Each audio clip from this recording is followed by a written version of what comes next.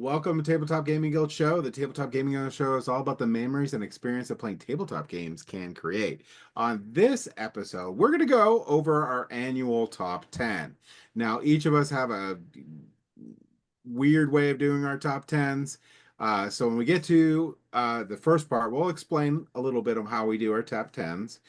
The perfect way of top 10s is going to be, in my opinion, which, you know, yeah, is going to be my favorite games of all time. Now, other people might have different ones. They'll announce them as we go, so you know.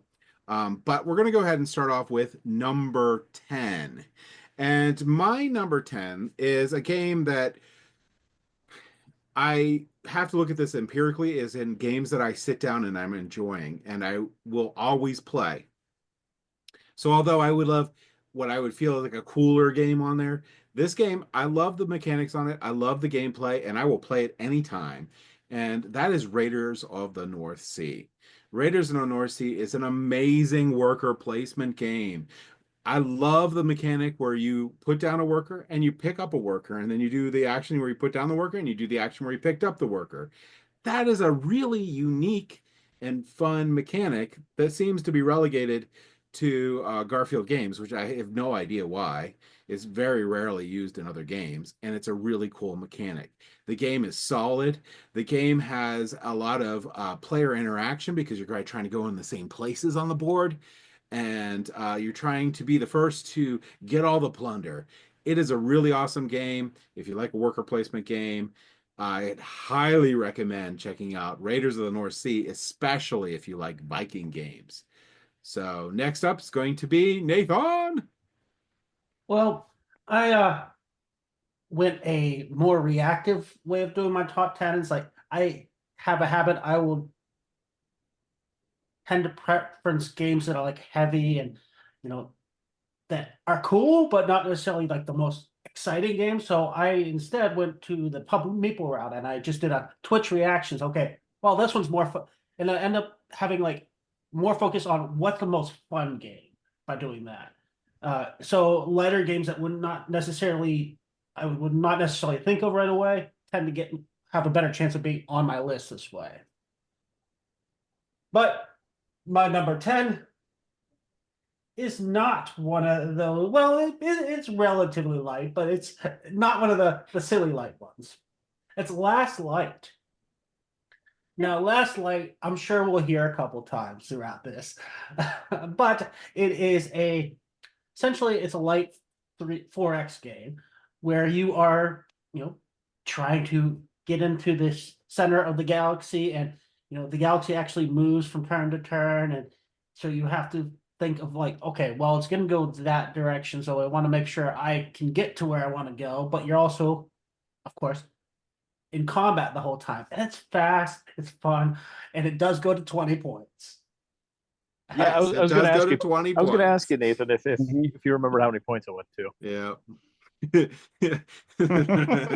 Well, it made the playthrough fit in a reasonable amount of time, I'll tell you that for free. All right, so next is Peter. Absolutely. And if you watched last year's top 10 list, my list hasn't changed much, but I do have some caveats, some things that I'll mention as I go along as well. So my number 10, I do it like James does. I do just the my top 10 all-time favorite list. And so that's why, honestly, I think that's why it doesn't change as frequently as well. I run into other games that I like, but I don't get to play them often enough for them to kick one of these off the list. So, top 10 for me remains Seven Wonders Duel. I love two-player games. I really enjoy them quite a bit. A couple of them make it here onto my list. But I do expect this game to be kicked off possibly by one of its offspring. And I'm hoping to get a chance to play that game later this year, which is the Lord of the Rings Duel for Middle Earth. I hope that it has the same idea, which is you got two people who are doing kind of their whole civilization build. You're playing with cards. Each person's going to have their own little area that they're drafting the cards and trying to get like the best mechanic together to build up and gain them points. But to then throw on the intellectual property of Lord of the Rings and to have a track where one player is playing as the Fellowship trying to get to the mountain to throw the ring in. The other person is playing as the riders the Nazgul, and they're going to try to overtake the hobbits. There's a whole war map and everything where you're going to go around. So it's going to take, I hope, the tension and the gameplay of Seven Wonders Duel and just give me the feel of being in the Lord of the Rings. So fingers crossed that one will maybe knock Seven Wonders Duel off the list next year.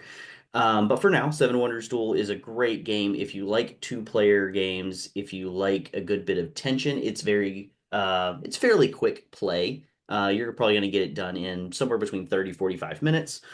Um, and if you like drafting, again, you're going to be drafting cards and making your own little areas, and you have a few different routes to possibly win. You can take the science route, or you can take the warfare route, or you can just do what I do and get as many blue cards as possible and just take all the victory points. Is usually a good way to go about it as well. A little bit, I mean, there's definitely a little player interaction because you're watching the player build their civilization and you can see cards coming up that you think are going to help them. So you have to take those cards so they don't get them. And the fact that it's just two people makes it very tense. But I did this year get to play for the first time ever Seven Wonders. I had never played it before, so I got to play a pretty decent sized group of that. We played it here on the channel. I think we had 4 or 5 of us playing. So that was fun. I enjoyed it. It was a much different experience than Seven Wonders Duel. Um, Very hard to really even compare the two with how they end up playing out. But it was fun to finally get to play the game that came first, and then kind of see where Seven Wonders Duel came from. So Seven Wonders Duel remains my number 10. And then we're going to pass it to Evan. Yes. To me. Yeah. So this year, the way that I went was I decided to look at my games, look at our hundreds upon hundreds of videos that we have, and what's stuck out just off of a reaction. What pulls memory?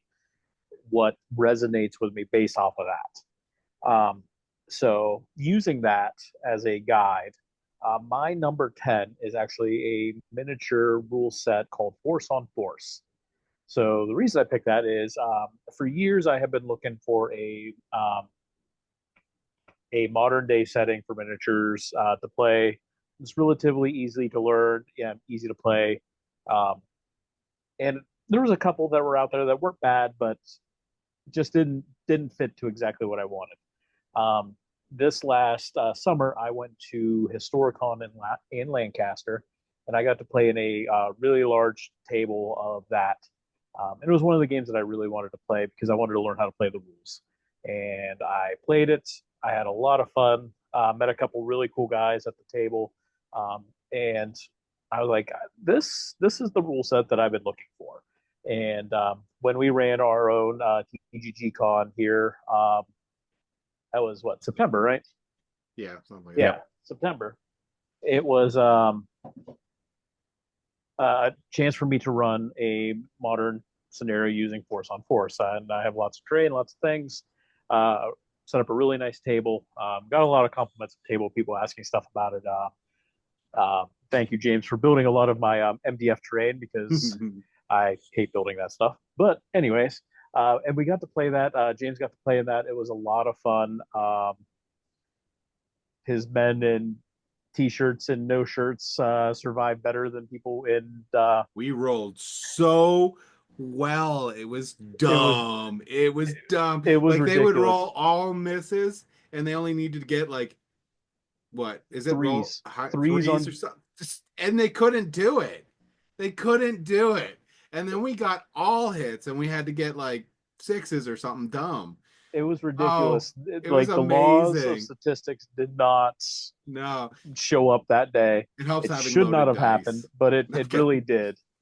But it was a lot of fun. That game both of those games that I played really resonated with me really well. It is definitely the miniature rule set for moderns that I'm going to use going forward. Though something better comes along, who knows when that may be. But yeah, that's why it's on my list as number 10. Yeah, I will say I'm not a big miniature player. That might be changing, but I incredibly enjoyed playing that game. Not just because of the dumb luck we were having. It was just really interesting and a lot of fun. I think I wouldn't have changed my mind if we would have got rolled over because there's a whole bunch of additional layers and strategy and all sorts of fun stuff that could have happened. It was just amazing. Oh yeah, I can't wait to run stuff again with it. And I think I figured out how to make because I have a lot of zombie stuff. That'd be cool. Kind of use that also. So I'm excited. All right. So now it's John's turn. Oh, my turn. Do I have to? Oh, you have to tell them how you did your list. Oh, all right, I And guess. then 10 you can go in. strategos. And actually, yours is probably one of the other common iterations of doing a top 10. Yeah, so But I'll mine still make fun of is you. my top 10 favorite versions of Stratego. No, no, no, no, no, no, no, no. What? All right, I guess I'll go with Plan B then. Yeah. It's the top 10 games I played this year. And I did a little bit of a weighting on it. Um, if I played it in person, it got weighted more for getting onto the list. And so I would have to have been really, really, really into it. Like I want to go and get a copy of it if I only played it online. And so only one online only game I've played made the list on here. Okay. Now you mean it's your top 10 from last year? No, this is the top 10 of the games I played last year. Yes. So Last year. like Okay. Yeah. Okay. of all of 2024. Okay. All right. And so because of that, a few games kind of get to the honorable mentions, which I'll get to like before revealing number one, kind of thing. So what got into number 10 though was Tetris. Oh, you know what? I've seen that one.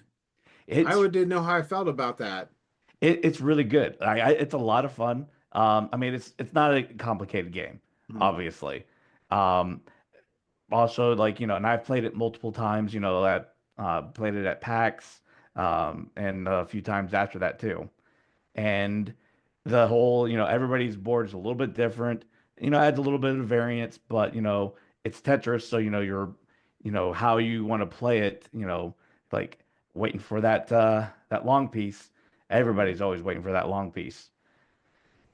And so, yeah, I mean I really enjoyed it.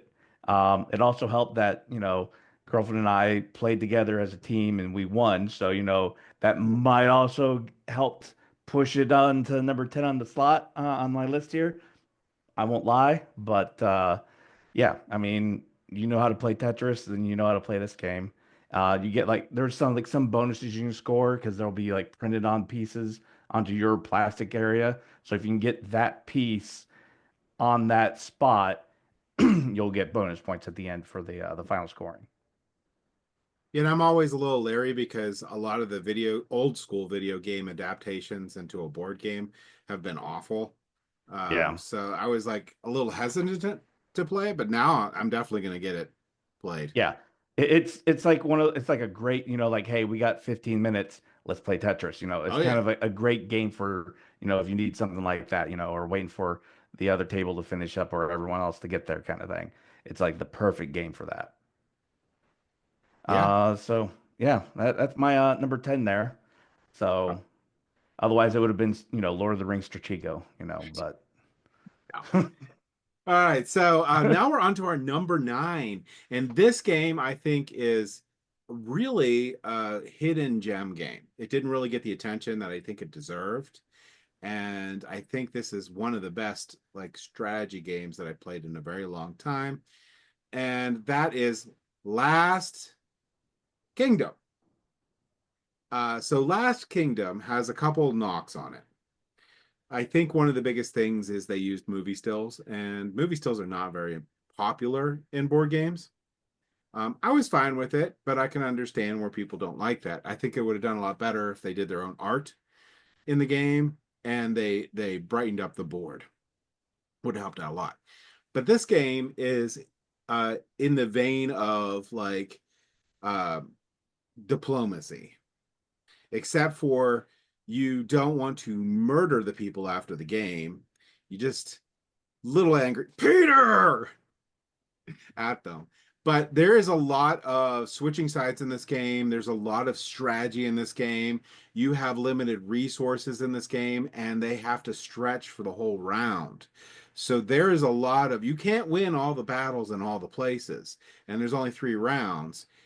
You have to be very strategic of when you play your cards, when you use your tokens. You can switch sides to win. Sometimes you actually want to lose because there's benefits to that. There's a lot of things to think about. There's a lot of diplomacy in this game because you're hoping to get other people to do what you want to help either win or tank an area. It's just a really awesome game. And I think a really well designed game of area control, where you are a little beholden upon other people's um, motives and interactions, which I really like a game that is very heavy player interaction. Now, I will say this game can wear you out because you get so invested in this game that sometimes, like at the end of the game, I feel really excited, but I'm a little drained because there's a lot of going on. But I really love that game. It's one of the few Gameland games that made into a whole huge board game, and I'm really happy they did. And that's my number 9, Last Kingdom. And Peter! Yeah, I remember a lot of and Peter happening that day. Well, and It was awesome, and but it's even worse because it's not like I won. I just no, made sure no. James didn't win. Yeah, it was so bad. I was like, why did you betray me? And Yep. by James A2, not winning, A2PT. you won. Oh, it's such a good game. Even though I've never won it ever, I love that game so much.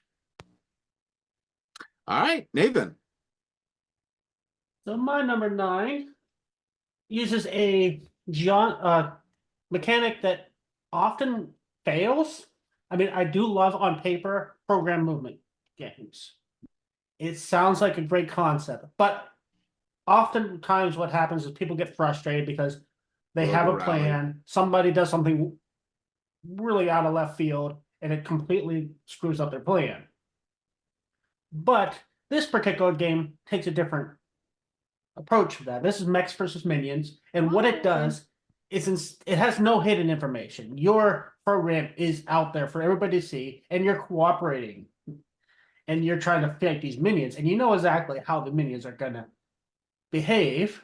So it's more about really building an engine and building this like program that's like, so throughout each turn you're going to get more and more happening. You're going to be, okay, first turn you might be killing 1 minion, second turn 3, then 5. It might be like 20 minions in one turn that you're wiping out, and you feel really powerful. It's really a huge power trip basically, and it's a lot of fun. It's also very easy to teach. It takes like a video game approach to the tutorial, where it's like, okay, you got this basic mechanic for the first mission, and then they add a little bit each time. So it makes it approachable, and you're learning in little chunks. Also, component quality is just so stupid over the top that it's amazing. I mean, I could get so much damage in that game that it becomes hilarious because you're like going around in a circle and just hitting and killing people while you're just going in a circle. It is actually a game that I think that I should get the rest of our team into playing, because I think that they would love it. Plus, it's also collecting dust, and it's an amazing game. So I definitely need to get a table. It's also a we'll say campaign game, because it's not like Legacy. So like Nathan said, it builds up, but there's really cool things to unlock and extra cards you can get and all sorts of really cool stuff. It's just crazy good. And it's made by League of Legends, so there you go. I don't even know if you can get this game anymore. I don't think Uh, it's in it production was anymore. only $75 Yeah, it's not in production. when it was Secondary sold. markets, yeah, I see them pop up quite frequently. And the resell on it isn't too bad. So I say the game at 150 is worth it, They just probably because of the quality of the game and what you actually get. last couple of times I saw it pop up, it was usually around 100 to Oh, that is a 125, steal. somewhere in that area. 75 is like, I have no idea how they made. I highly doubt they made any profit on the game at all. just a heads up on the people that are correcting us right now is not. It's by the people who created League of Legends, which is Riot Games. Riot. Yes. Riot Games, yeah. So League of Legends people. Please But don't. anyway, I mean, we're going with it. all right. Anyway, what is Peter's number So my 9? number 9 was on my list last year, but it has just moved down the list, Okay. right? So Does it mean it's better? right. What? Better or worse? No, it has gotten worse. So Okay, and okay, and okay. the only reason for that is the fact that I do really like the game, but I didn't get a chance to play it this year, so it's not as front of mind. It's not off the list, but it's at number 9 now, and it is in the exact same spot that James had it in because it is the Last Kingdom. So yes, I love the IP for The Last Kingdom. I've read all of the books by Bernard Cornwell.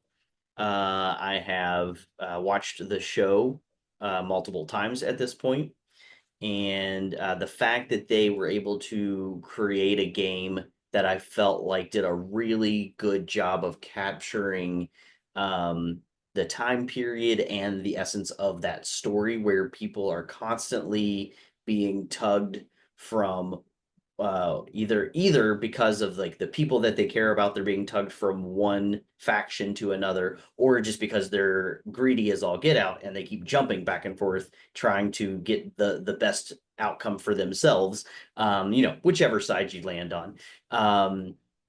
It just did a really good job of capturing that, with the ability that you can in the game constantly, pretty regularly, change your alliances. And I think that's a lot of fun. I did really have a great time of needling James in that one.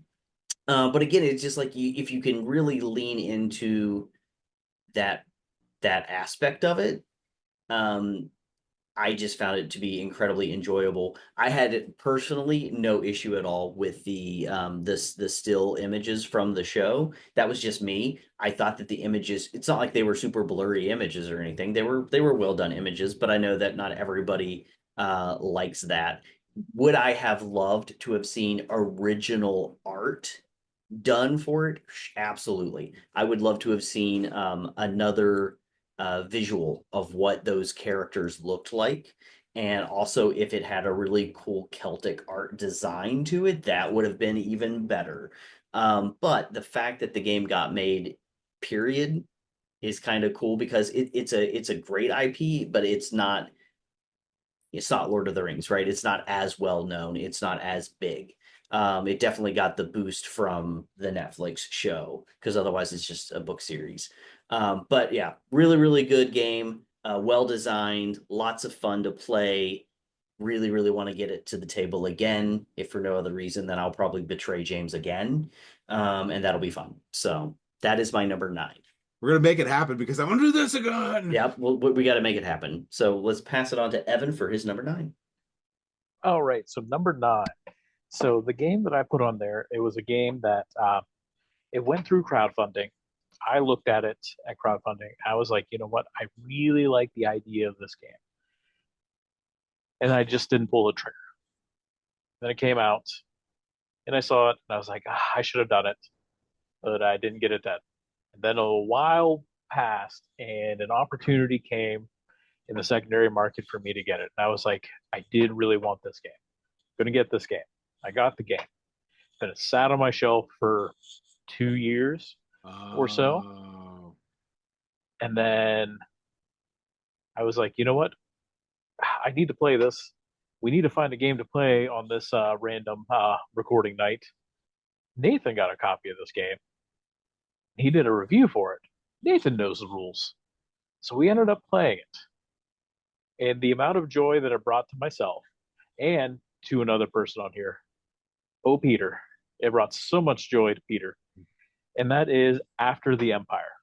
Yes, that was a That good game was a very good game. The production quality is phenomenal, especially if you get the all in with like the miniatures instead of the blocks and stuff like that. It's great. So it's an empire building, but not like a conquering empire. You are empire building to defend your empire against these raiders that are attacking you, and you're in a constant struggle to have resources to pay your army and feed the people and rebuild your towers and your walls and be the best emperor with everyone else out there. And the mechanics work really well. It's at its core. I mean, it is a worker placement game. It hits the nail on the head where you get that feeling of I only get 3 actions. I need 5. I absolutely need 5, but I'm not getting that. And then you get into a position like Peter when we played, who was just slowly grinding himself down because he just couldn't get enough actions. Everything was going back to building up everything, and he just was in a horrible position. And we didn't finish the game, but it was sad. But I had so much fun playing that.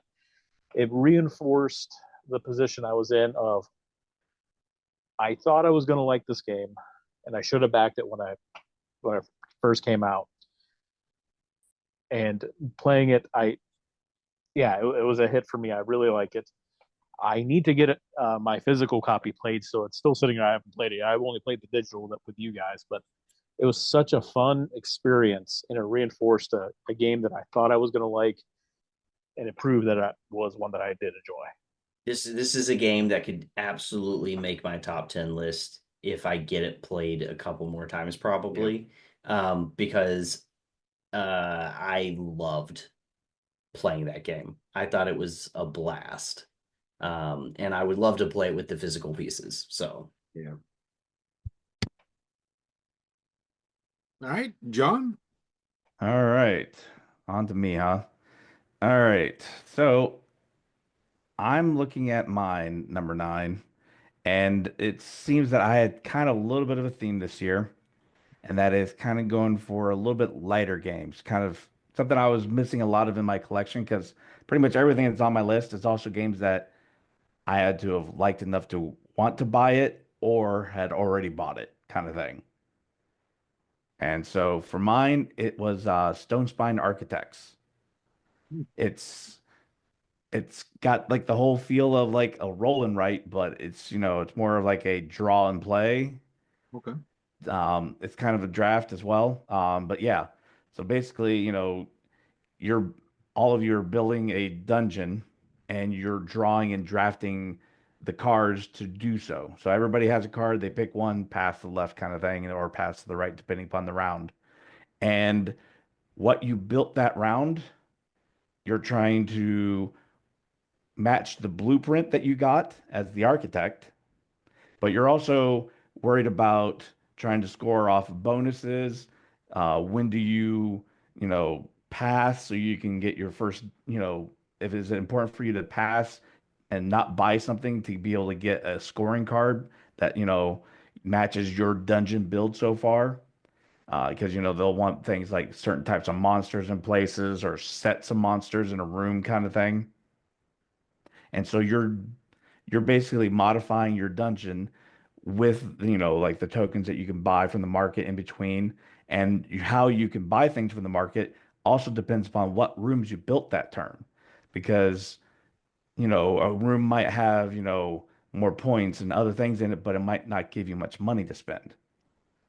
So you're kind of balancing out, all right, do I take this room for money, or do I take this room that, doesn't really help me too much, but, fits my needs of having a goblin in this room on my architect design. So, and it's very, plays pretty quickly. It's 4 rounds. Um, and then you score, and that's the end of the game. So it's you're also, like trying to balance out, okay, if I can make a path from the entrance to the exit, I'll double up my points because you're also trying to build a dungeon that is navigable as well. So yeah, there's a lot of like every decision feels important, and there's like doesn't feel like you ever really have a wasted action. That one definitely sounds right up my alley. So I'm gonna have to give that one a try. Yeah, I'll definitely bring it. All right, that works. All right, so my So number 8 is getting scarily close to the one that I'm afraid to announce.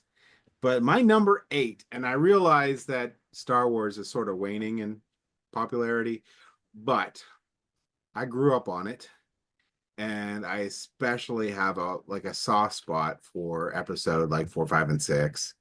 And I actually like the prequels a little bit too. But I also love Sandbox. Even though Nathan's like, no, no, no, no, no. Anything's better than the new stuff. No, for the most part. Um, no. Jar Jar was a Sith. It would be great. Anyway. yes. Episode 1 was like unwatchable, I think. But All whatever. All right. So I love Sandbox games and I love the older Star Wars games. And this sort of gives me the feel like I'm playing it. And this game is Star Wars Outer Rim. And the base game is really, really good. And then you get the expansion, which basically just doubled all the content for the game in a good way. It didn't add any like super additional complexity. It just added more things. And the whole game is about picking your path, switching between paths, doing different jobs, becoming a bounty hunter, just selling goods, doing diplomatic missions, whatever the heck you want. And those additional scenarios that you can pick up and all the different encounters you can get really draw you into the game. It is an amazing game. It's like they took Firefly and made it not 5 billion hours and win because everybody's having so much fun in the game. Someone's just like, you know what, I could just win now and then it's over. They really streamlined it, and I think, and not that Firefly's a bad game, I just think that it's Star Wars Outer Rim is played in a better avenue, and it's easier to navigate, especially with the expansion from one place to another. Just a really, really good game. So if you're looking for sandbox games and you like the Star Wars IP, especially like the episode 4, 5, 6, which is centered mostly around, there's some other stuff in there like Rogue One and some other things in there. But in general, I highly recommend that one. It's an amazing game, Star Wars Outer Rim. Absolutely. Yeah, and Firefly is like the big thing is it doesn't incentivize you to keep moving. Star Wars Outer Rim absolutely does. It fixes that issue. Firefly, I feel, is one of those games that it gets lost in itself. Mm-hmm. Yes. You're like, this is so cool. What am I supposed to be doing again? Yeah, exactly. Oh yeah, I was doing this mission 2 hours ago. You get lost in the characters and just kind of playing with it and forget what you're supposed to be doing all the time. All So right, Nathan. my number 8. Yeah. I didn't expect to actually be on the list this year because I did pick up the sequel to it, but life got in the way. I didn't get the sequel to the table yet. I'm hoping it eventually will replace it because there were a few little things I didn't like in the first one, which is Sleeping Gods. There were a few minor issues with the mechanics that I thought could have been fixed. But the story is absolutely amazing. Basically, you're going around exploring this world and getting little missions to go on. And where you go determines like how the story unfolds. But what you've done in the past also influences what is revealed when you go to each location. So even though there's seemingly so many like unimaginable amount of things you could possibly do in this game. Yeah, yes. It still somehow manages to make a coherent story, and you get to the end of this, and it all seems to fit together as if it was intended. This is exactly the path you should have taken, but you could have went a new direction. So, yeah, Sleeping God is an amazing story. There are a few weaknesses in the mechanics, but it is a lot of fun. Yeah, this one's been burning a hole in my board game collection over there, just sitting there. I have yet to get it to the table. I'm just gonna have to get it down. Distant Skies, I'm hoping fixes the mechanics issues and becomes my replacement game. Okay. Yeah. When James eventually gets Sleeping Gods down, I will be there to play. All right. Yeah, we definitely need to play through it. Yeah. All right. So my number 8, I am back to 2-player tug of wars, and again, this was on my list previously, and that is Watergate. Still a really big fan of the Watergate game. I think it plays exceptionally well. It can be fairly fast paced because it doesn't take a whole lot on your turn to do what you need to do.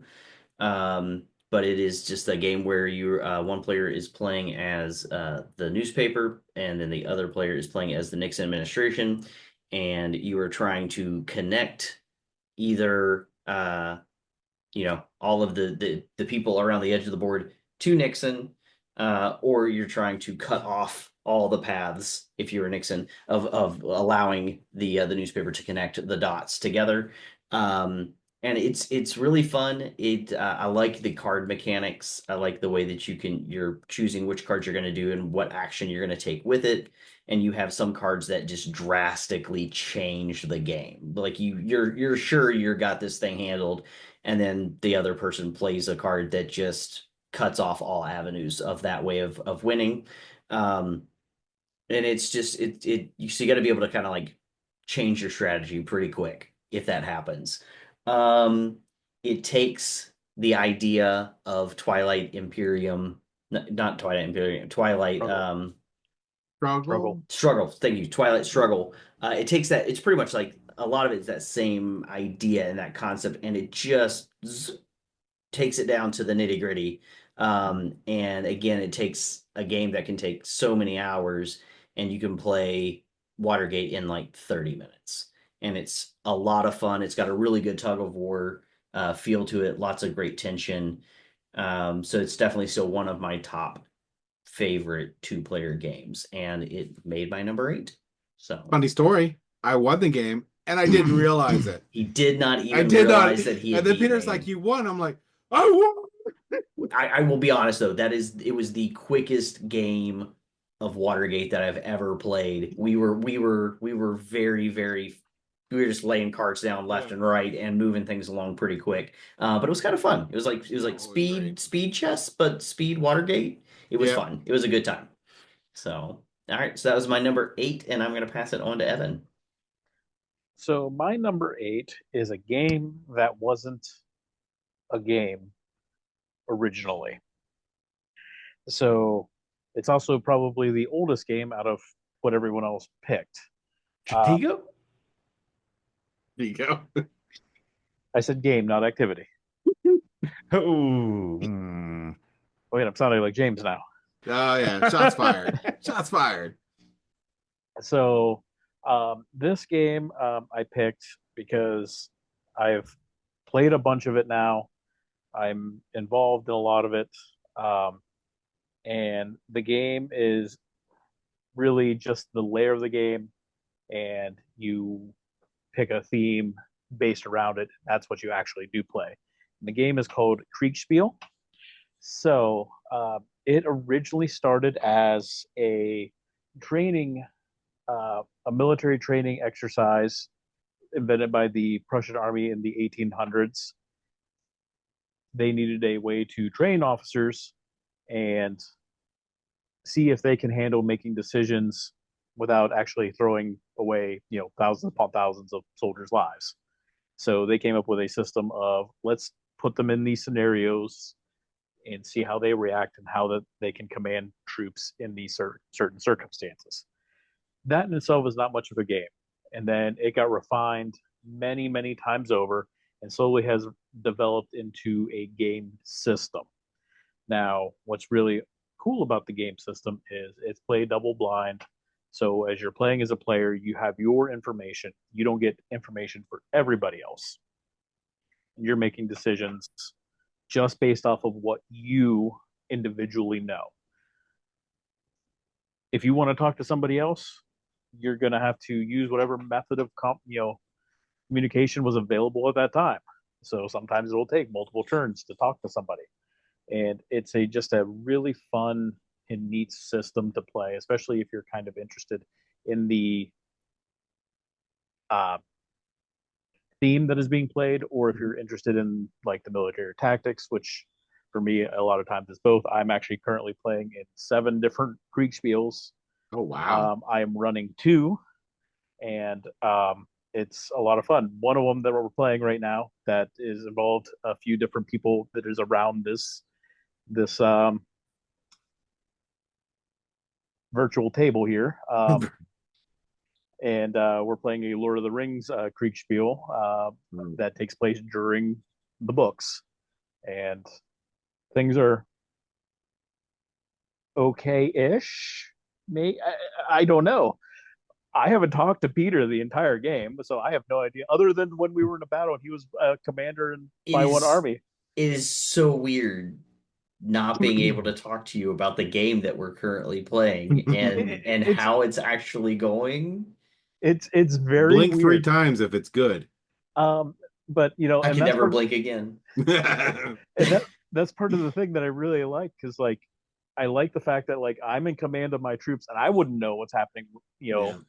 over on Peter's end, because we're hundreds of miles apart, which is the Yep. downside when you play games like I'm looking at, this giant board with all my pieces, and I got guys on the board. Well, I Yeah. can see what's happening on one end and what's happening on the other, and I can see what you're doing, so I can just maneuver these guys over here because obviously you're coming here. Now I have no idea. Yeah, you might get a command from somebody telling you, "Hey, here's what's going on," and then if you don't decipher it correctly, if it wasn't written out clearly enough, Mm-hmm. then you might make completely wrong decisions because you were working off the information you were given. Mm-hmm. And Yeah, and so they, it's not it yeah, and sometimes you just run away. yeah, So Run away. yeah. it's been a very interesting experience playing this game. So It is very it would probably end up higher on my list. It's just one of those games though that it's definitely not a fit for a lot of people. oh It is no, for not. sure. Mm-mm. Um, don't know if it is for you guys or not. We'll just talk about it later. At the end. But I can't wait to talk about it Yeah, when because this game ends 50 years from now, I'll tell you what I think about it. I have no idea how 50 long this years game is from going to now. take. I have a rough guess, but I have no Okay. idea if that's really true or not. So We'll see what happens. but yeah, that's where it is. Like I said, it would have been higher, but yeah, it's definitely not a game for everyone. It's got a very a niche fit, but it's very memorable for me because I'm playing a lot of it now. So um, yeah, that's why it made it on my list at number 8. All right, well, for me, my number 8, it's a little more mainstream, I guess. It's less edgy cool, you It's know. edgy cool. Stratego! Yep. Monopoly Uh, Simpsons edition. and it's a sequel to an existing game, Okay. kind of like a revision refinement. And because like the original one, I was kind of, it's all right, but this one I enjoyed a lot more, and that one is Wormspan. I I Uh, feel like a lot of the mechanics are a lot like I felt like it was a lot less likely for me to be sitting there wasting an action, be like, well, I'm hosed kind of situations. They didn't feel like that came up as much when I played Wormspan. And also, I was really a fan of the worm facts because yeah. they're just so ridiculous sometimes. So, like for me, that was a lot of the fun was, just kind of reading up uh the worm diary, like journal entries for, whatever dragon it is that I'm putting on my board. And I had a lot of fun playing it. Yeah. I Yeah, played it a couple of times. it's a good game. It's a good iteration Yep. of Wingspan. I enjoyed it. I don't know that I liked it enough to all of a sudden feel like I got to go pick up this copy rather than the Wingspan I already have. Um, Yeah. If I already had Wingspan, I would probably be in that same boat. right. But since I don't have either, Hmm. and I can't, if I'm going to pick up one of them, I'm picking up Wormspan instead. Yeah, Mhm. yeah. Yeah. And I will be interested to hear what happens with Finspan. Yeah, the new Yeah. one. I don't like the name, is all I can say. I know literally It's- nothing else about the game other than that they decided to call it Finspan, and I'm assuming it involves fish. It That is does. literally all I know about it so far, and I don't like the name. So we'll see what happens. Yeah, Uh, Wingspan, I didn't hesitate to pick it up as soon as it came out, and I enjoyed it. Finspan, I don't know. Yeah, I'll try it first. We'll see what happens. I loved Yeah. when it got announced the amount of memes that it generated in the board game areas. Did it really? See, I didn't even, so much. I didn't Yeah. even notice. So much. But yeah, as soon as I saw the cover, I was like, really? Yeah. Okay. So Although Finspan does have the whole advantage of there are some wild things in the ocean that Well, that is you true. wouldn't Yeah. believe is real. But a lot of those things don't even have fins. So we'll see. what happens. yeah, there you go. So I like Wormspan a lot because of the being able to spam a little bit or chain the extra actions. Yeah. I think that's really cool. Yeah. Especially when it's so like fun when then actually you get it going and you're like, I get to do 7 actions this turn. I like that a lot. Finspan's going to be based on how all of them have those 3 levels. Mhm. Yeah, Well, Finspan's going to be based on 3 different levels of the ocean. So you have the that top, makes you have sense. the middle, Sure. and then you have the midnight zone. And fish can be in specific ones or not. So Yeah. I'm interested. I'm sort of Yeah. not also. So I'm like in between on it. Also, Elizabeth Hargrave has made other games other than just, span games. So go check out Yeah. Fox Experiment. Fox Experiment was good. And Mariposa, Yeah, I think Fox- she did Mariposa too. Yep, Mariposa, Fox Experiment. Yeah, was that the butterfly one? Butterfly Yeah. ones. Mhm. I Yeah. thought that was okay. All right, yeah. Yeah. It wasn't great. Fox Experiment is though. But yeah, I thought Fox Experiment was a really I good think game. So Mariposa might have been a little bit of a dud. Yeah, Actually has we some- did that one on the channel, didn't we? Yeah, I think I did the teach for that one, if I remember right. Mariposa? I think No, so. for Fox Fox Experiment. Experiment. Fox Yep. Experiment, yeah. Mhm. Oh no, Yeah, I think I it played was Mariposa with Pete other and people. Sorry. Yeah. She also has a Wow. mushroom game out now, but I haven't played it yet. Undergrove. I haven't Yeah. played that one yet either. Yeah, Oh wait, Undergrove. Undergrove. Yeah. Undergrove. Yeah. Wait, you guys All right. haven't played Undergrove? Nope. I mean, I did. It was All decent. right. It was a pretty good game. It's on my honorable mentions. All right. So my number 7 is completely Evan's fault. Oh, Evan Evan won't be happy. Evan Bye, everybody. blocked me Bye. and did his job properly many times in a row. Mm-hmm. But he turns his head and he doesn't stop me, which is his fault. Completely. No, that is not what It is happened. 100% his No, fault. it is not. It is. He didn't was because tackle me I before wasn't I got there. there. Friday. And so I got Warhammer 40K. Okay. And I am addicted to it. I love the lore. I think it's amazing. I love the gameplay for it. I have a little bit of a broken part of my brain. So where I enjoy actually organizing board games, sometimes significantly more than I enjoy playing the board game. I have the problem with Warhammer too. I significantly enjoy reading it and going through all the books, and I really enjoy putting them all together. Mm-hmm. But then when I get them all together, I'm like, now I gotta paint it. And then I get like, now I gotta paint it. So there's so much painting. Yes. So much There- painting. There's a Um, lot of painting in miniature stuff, and it it's never not- ends. Never ends. And, Well, and I do, well, there is either a lot of painting or no painting. no painting. Like X-Wing. X-Wing's the most amazing game ever because everything's pre-painted. Don't have to assemble anything. But anyway, I've only played it a couple times, but I've enjoyed my plays of it immensely. There's just such a wide berth of things that you can do. Like right now, I'm getting into boarding actions. I got all the stuff for it. I just gotta paint it. But that one there, like they're talking about Warhammer being expensive, and it is. But you can have a low barrier of entry with boarding actions. You only need like maybe 10 miniatures total to play boarding actions, and you can keep that squad. It's just a lot of fun. Are the miniatures overpriced? Yes. Are they really great models? Most of the time. I just really like it. I really enjoy it. I think it's something that is just it just keeps sucking me into that IP. Yeah. So yeah, Warhammer, which is completely Evan's fault for not stopping me. because I wasn't there that Friday. That's your fault.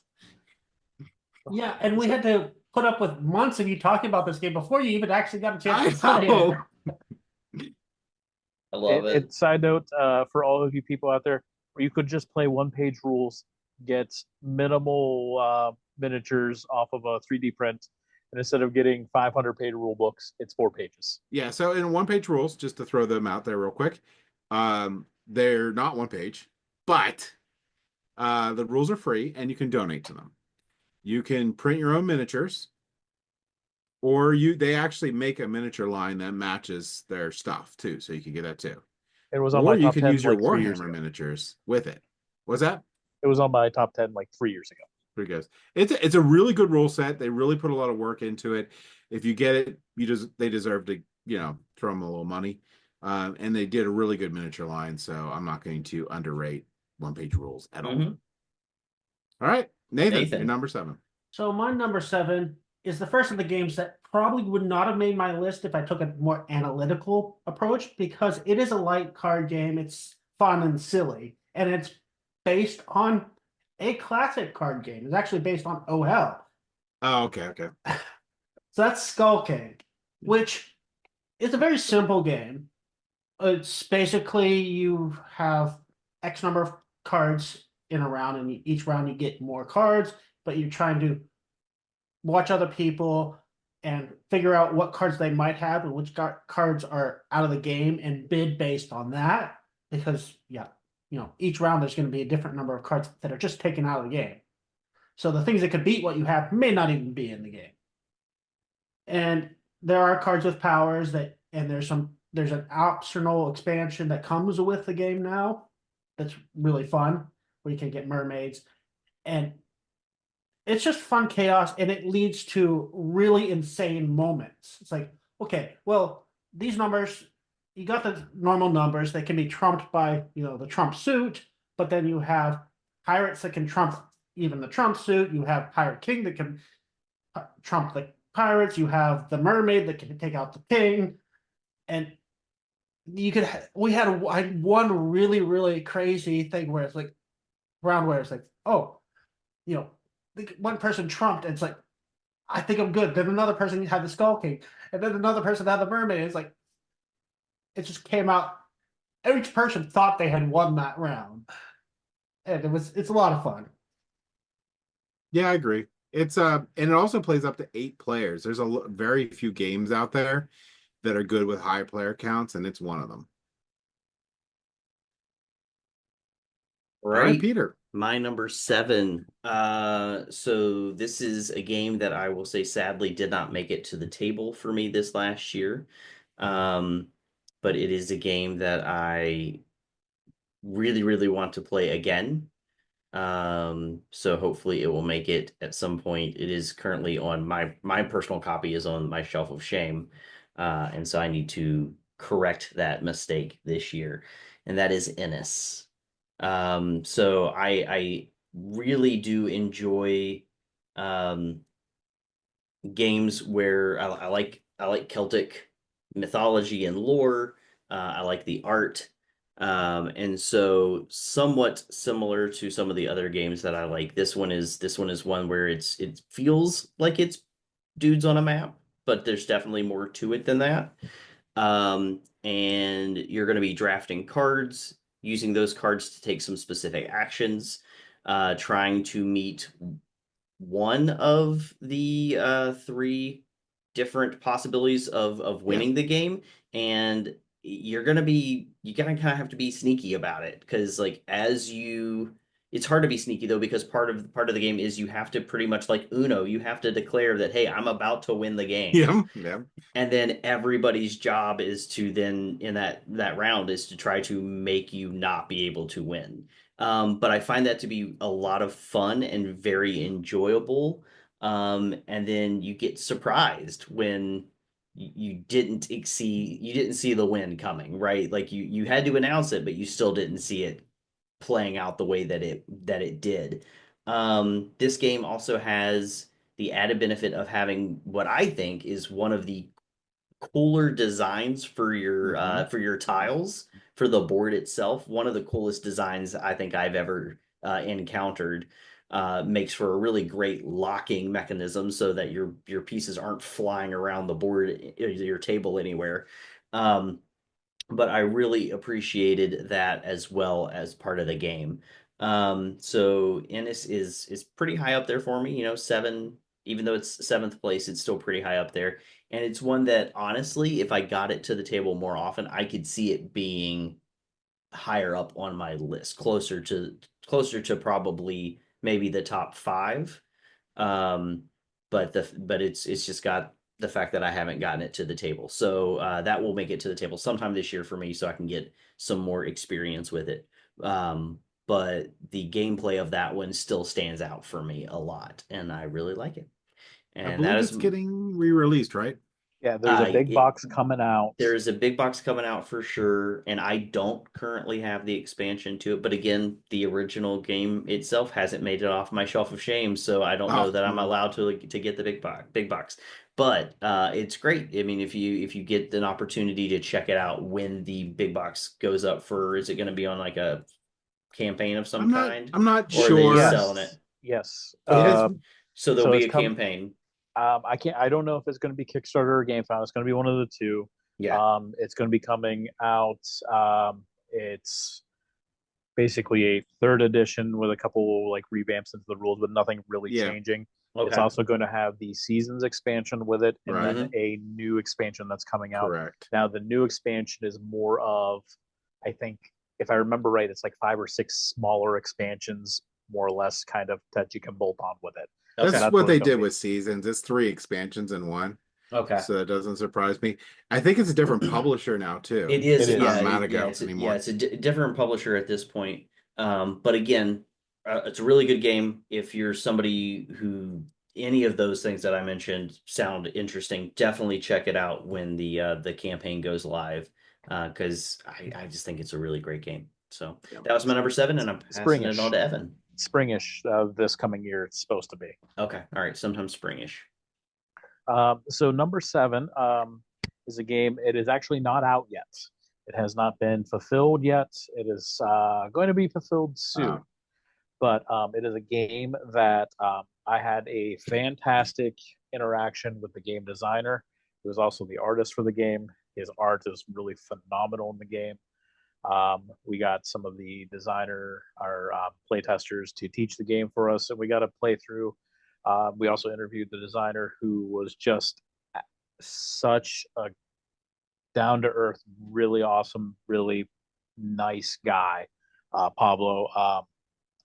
And that game is the Old King's Crown. I cannot wait till it's fulfilled. That was a fun game to play. I really enjoyed it. You have asymmetrical powers. You're all vying for the crown for the kingdom here, and it's all based off of dueling in these different areas in the realm, and then depending on the powers, who's going to win. And it has this really nice flow for the different seasons as you go through. Um, Once you got through that 2 or 3 rounds, you got a really good feel for the game.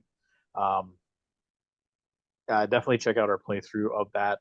But just that entire community, being part of their Discord, talking to a lot of the different people, setting up the things, just how warm and nice these people were. Especially, if, I mean, we're not a big channel, we really aren't, but how nice and receptive they were to taking time to talk to us and playing this game and being willing to record, and then Pablo taking the time to interview with us for Yeah. a good hour and a half. He was just such a nice guy. His game is really good. It was a lot of fun to play. Again, his art, he does all the art for his game. His art is real good. I really like it.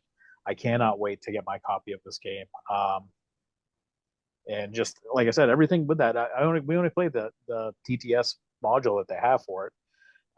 So I cannot wait to get a physical copy. I backed it. I got everything with it, and I cannot wait to play it. Yeah, he was, you know, yeah, like he said, he was an incredibly nice guy to talk to. I mean, I felt bad like keeping him up, since he's a bit east of us, if I'm not mistaken, right? Yeah. Scotland. Yeah. A They don't man in sleep in Scotland named Scotland. Pablo, which is really strange, but still. Yeah. But yeah, he was great. He felt so bad too when I talked to him about setting up the playthrough that he wanted to do the teach for us, but there was a convention that they got booked into last minute, and they were leaving the next day. So he was Mm. like, "There's no way that I can make this work because by the time you guys get on, it's like close to midnight for me." And but understandable. But yeah, we got somebody in there. They did a pretty good job teaching, and I really enjoyed it. And like I said, the community was fantastic. Yeah. Um, so I can't speak highly enough about them. They were super successful, and I'm real happy for them. I hope it just leads to a lot more publishing for him, for that company. I hope they do really well in the space. All right, John, what's your number 7? All right. Well, my number 7 is the only one that I only played a digital copy of. And we also played it here on the channel too. After I played it with some friends, and then I was like, hey, we need a game for this week. So let's play Path of Civilization. Okay. It's basically, it scratches that itch of like a bigger, heavier Civilization game. You know, has a lot of that kind of that feel, but also, it's not going to take you 2 hours to set up Oh, that's and good. and rule teach. That's kind of important part is it is definitely in that same vein, but it's a lighter version of it, which I guess kind of goes with like the my entire theme of mine this year you know is a little bit lighter versions. Although this one does still take a little bit of time because I mean it is a Civ game, but it's not 4 hours long. So I'm trying to remember. I think it was like around hour and a half ish. I think we had four Okay. players. That that sounds right. Because I think you played that too. You were there for that play, weren't you there, James? Am I remember Hmm. right? Yep. I I don't believe so. remember Yeah. who won on when we played it, but Was I there uh for that? I think you were. Yeah, I'm pretty certain you Yeah. were. But yeah, so I mean, if you want a Civ game without the uh 20 minute 20 hour setup, then yeah, that's the kind of the game to go with. All right. Uh, I guess that's So, you then, James. yep. So my number 6 is from a smaller publishing company that makes really great games. But this is one of their lineup games that really hit me where I really enjoyed it.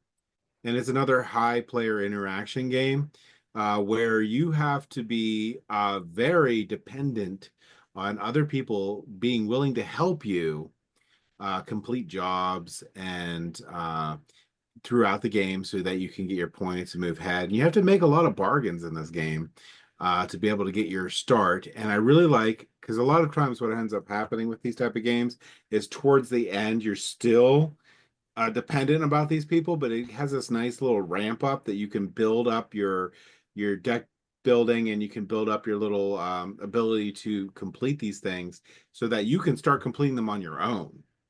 So it doesn't grind to a halt where everyone's like, I'm not helping this guy anymore because he's gonna win. It can hurt a little bit, but you can still get past it. And that's Moonrakers. Production quality for this game is amazing. Gameplay for this game is amazing.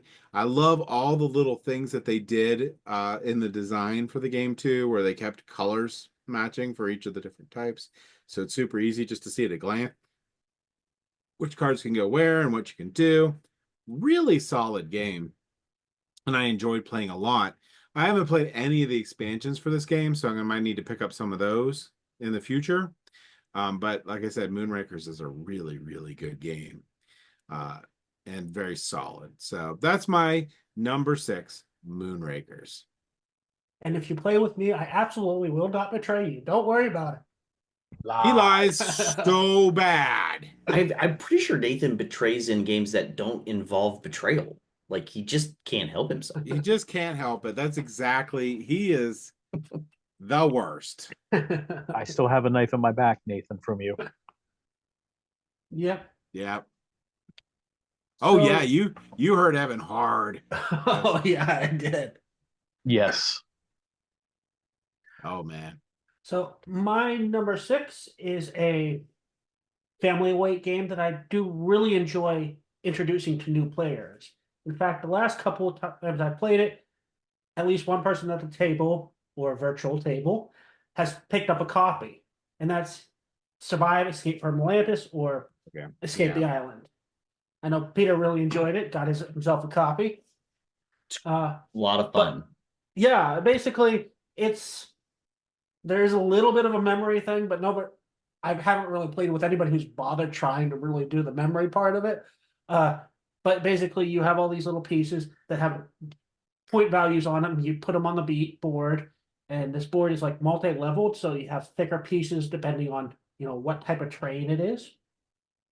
And as you take your turns, you can move your pieces, trying to get them off the island onto the safe zones.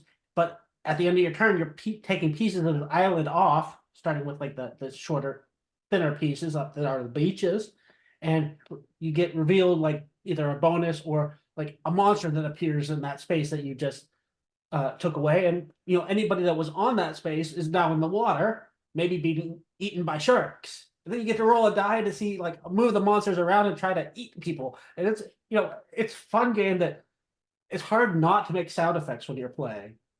Oh yeah. No, I'm with Nathan on this one. It is not often that I find a game that that is just immediately I can envision all of the groups of my friends who would sit down and play this with me, right? Because often on this channel we find games that are phenomenal, incredibly well designed games. They've got high production value to them. The games are complex, the rules are great, the mechanics are great. But when I think, oh man, all right, which 5 people can I get to sit down with me and play this game? And so like Innis, like I have a few people that I could sit down and maybe talk into playing Innis with me, but then I'm gonna need to have them sit down and let's watch this video that shows us how to play the game, and they will in the end they will have enjoyed it with me, but there's a lot of prep to it. Yeah. Survive the Island has no prep. You teach this game in literally 10 minutes, and everybody's going to sit down. I'm going to play it with my nieces who are like 10, 12 years of age. They're going to love it. They're going to have a good time. They're like, oh, that's Uncle Peter's meeples, and I'm going to go take the shark over there and I'm going to eat them. And it's a really enjoyable time. And I as soon as I played it, I was like, I have to go pick up a copy of this game. So for me, it is an honorable mention for sure. It didn't make my top 10, but it is a really fun game. Yeah, I agree. And the new version of Escape the Island, they added the kaijus, which are a lot of fun. Yes. I think it was a good change. Being able to. I can't imagine having played the game and not had a monster that could get onto the land, because that part you have to. I feel like having a monster that can get onto the land and then yeet the meeples one hex away and throw them to the sharks is even better. Mm-hmm. So yeah, no, it's a good game. Good call for that one, Nathan. So my number 6, the only reason that my number 6 is better is because James put it in the wrong spot. Okay. He put it at number 10. I don't understand why he would do that to Raiders of the North Sea. Raiders of the North Sea definitely deserves to be a 6 instead of a 10. Raiders of the North Sea is a phenomenal game, like James said earlier. It's got the Viking theme, which is one of my favorite themes in games, and it does a really good job of bringing part of that theme to life. The first half of the game, you're on the bottom half of the board. You're in the Vikings village, and you are prepping for your adventure to go out to sea and go Viking.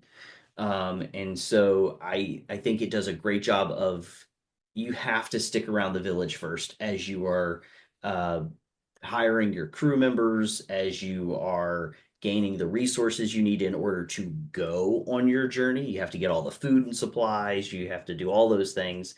And then you work your way up to actually attacking villages and places, monasteries and palaces or forts or whatever, north on that portion of the board.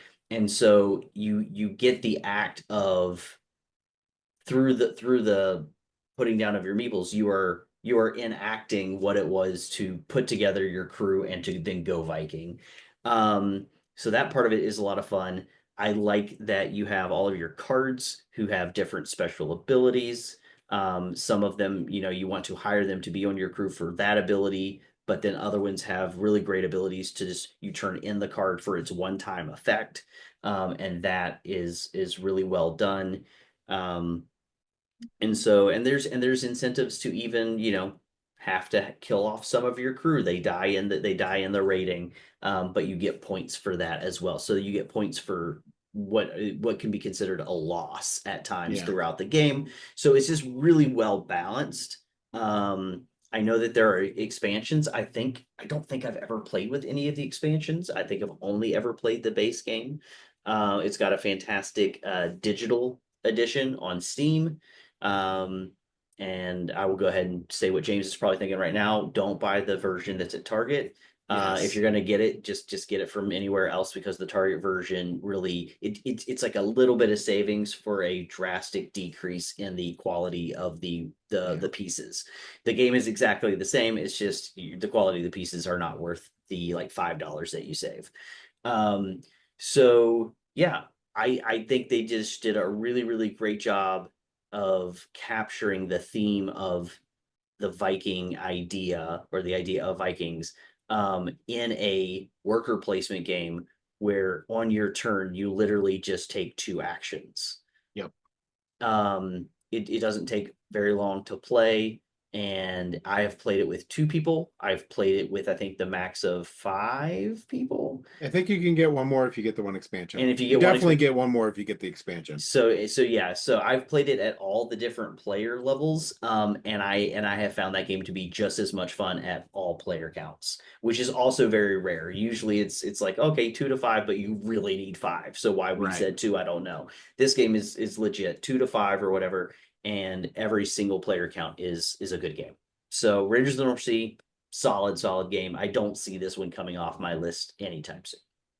Digital And- adaptation is really good too. What is It it? is. The digital adaptation is really Oh good. yeah, it's great. The art is fantastic for it, and it plays super well. I've played the digital adaptation so many times. It's probably one of my most played games. So, and I will pass it on to Evan for his number 6. All right. So my number 6 is a game. Two of you were involved in playing of this game, as we played many session of it. But the memories of playing this game were just phenomenal. The amount of times that we had great discussions, good food, the wine a flowing, and that was King's Dilemma. It was a fantastic experience playing that, from beginning to end. And it's another game that is definitely not for everyone, but if you can play as close to max player count, you have people that are playing the game not just to win the game, but to experience the story and make the decisions that affect the game, then you are going to have a fantastic time. In the game, it's part board game, but part narrative experience. As you have dilemmas and you vote on that, and based off of your house, you have different things that you're vying for, plus also your secret objectives. And as you're going through, you're voting on different things that will affect the outcome of the kingdom. But also, it's the things, depending on how you vote, it's going to open up more cards. is going to take you down various narrative paths, and there are so many, so many. We didn't even. I don't think we even got through half of the cards. There's still so many sitting there, but the experience was just phenomenal. It was great to play month after month that we got to. Um, and it's a game that will probably always stay relatively high on my list because of the experience that it was. Mm-hmm. Yeah, this was a lot of fun. Yeah, it was. It was the camaraderie bit of this game like is very close to what you feel if you play a campaign like you know D&D or anything like that. You get that feel because everybody is playing their house, they're playing and like if you can get into the role play aspect of it a bit, it just makes the level of enjoyment that much better in this game. But the narrative was good. I really enjoyed it. And like any other legacy game, you just wonder what else could have happened. Yeah. Well, I will say that I have really a lot of strong feelings on this game and a lot I want to say about it, but I'm just going to pass for power. Just pass for power. Just pass for power. I mean, I could change your all's minds on so many different levels, but I'm just gonna pass for power.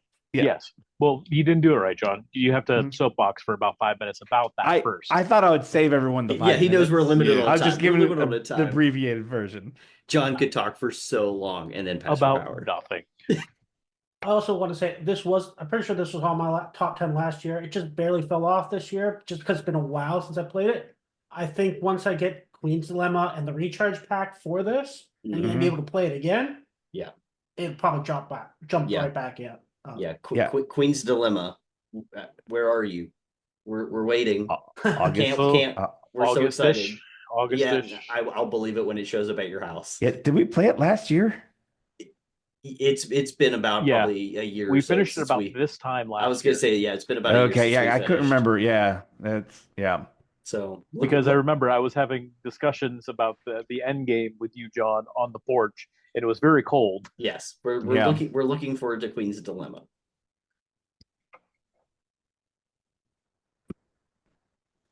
All right, John, what's your number Oh, 6? it's me. He Oh, passed my power, number so we 6. can just move on. Oh man, you what? Okay, mine. No kidding. Yeah. So, man, you know what? If I would remember that our last session of King's Dilemma was technically this year, it probably would have been on my list. But oh well. So your list is Just added it to flawed and mine's another. superior. Well, no, it just means that Tetris would have fallen off. So So you know.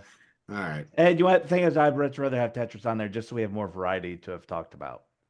So, my number 6 is one of the 3 big like Kickstarter purchases I made that delivered last year, and is also one of the 2 of those that I actually was very happy with.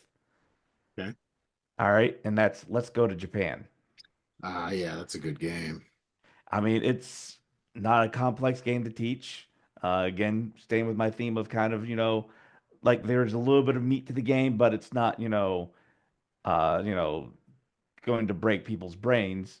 Other than trying to get like the Yeah. whole idea of like you just have to kind of get, oh, you're building the flow of the day, of the week, and so there's a lot of moving pieces and a lot of decisions to make, but also a lot of it's kind of like cool thematic. I mean, I especially enjoy reading the cards, and kind of like the different locations you can go. Um, and also it's kind of, like there's also a lot of things you can do to like, oop, we lost Peter there. No, But keep yeah, going. We'll be back. yeah, a lot of things that you can do to kind of fix the game as you're going along, so you're not hosed, if you will. There we go. We got Peter back. Yeah. So that's my number 6. It was yeah, it was just something that I've enjoyed playing quite a few times, and I think it was pretty fun when we played it on the channel too. I agree. I liked it a lot. I would like to get a couple more plays into that one. But I was this close after playing that. I was like The looking for a picking it up. copy, and I was like, you know what? I think I want to play it at least another time before I commit. Yeah. Well, I have my personal copy with the fancy bowls and everything. Ooh. But that's not my copy. That's the Yeah, that's problem. true. Yeah. Well, I'm saying we can play it, and you can then find out if you do want to get your own. Or you could just take his. Yeah, I'd prefer not. I I prefer mean, not. in Okay. fact, what was really cool when it came, it didn't have any plastic wrap on it. Ah, Instead, it was like wrapped up like a bento box or whatever. Had like a cloth, tie up on it. It's pretty cool. that's pretty cool. So my number 5 is a good old classic at this point, and I not the only Eric M. Lang game on here. It used to be like when he pumped out games for CMON, it was Eric M. Lang this, Eric M. Lang that, every Rings a bell. Who's that? episode because just a great designer, but I think he's fallen off the face of the planet. Um, so this game is Blood Rage. If you have not played Blood Rage and you like area control games, you just need to play Blood Rage. What the heck? It is a really fun, really fast paced, just all in area control board game where you're just trying to control different parts of not Yggdrasil, but whatever island we're on. I don't know. And just wipe out your opponents, have special abilities going off, bring in monsters, play these different cards that do different things. Amazing, amazing game. I've had so much fun playing this game. I've played this game so much that if I didn't sleeve my game and replace the cards once, I had to replace all the cards once because they wore out in sleeves. Um, which I was able to do with the Kickstarter. Uh, just a phenomenal game. Just so good. And it's pretty much, I could say, a classic game at this point because it's pretty old. But Blood Rage. That's It's my one of number my 5. favorite games to lose to Nathan with. Don't talk about that. Nathan has never won Blood Rage. I'm lying. But Nathan, what's your number 5? Well, now that you bring up Blood Rage, no, I would love to beat you again at that, but no, my number 5 is another game James has talked about, which is Star Wars Outer Rim. And he said a lot of what makes this game great. It's there's a lot of depth. You have a lot of ways you can go, but it's still designed in a way that you're encouraged to constantly move. You have just enough pressure to get towards your goals where you feels like it's moving, but it doesn't feel like you're stressed or rushed per se. And yes, unfinished business fixed a lot of little minor issues, like things like, oh well, that could have been a little bit better, but it's still great. They fixed it all, and like they read my mind what exactly I wanted for the expansion. But yeah. Amazing game.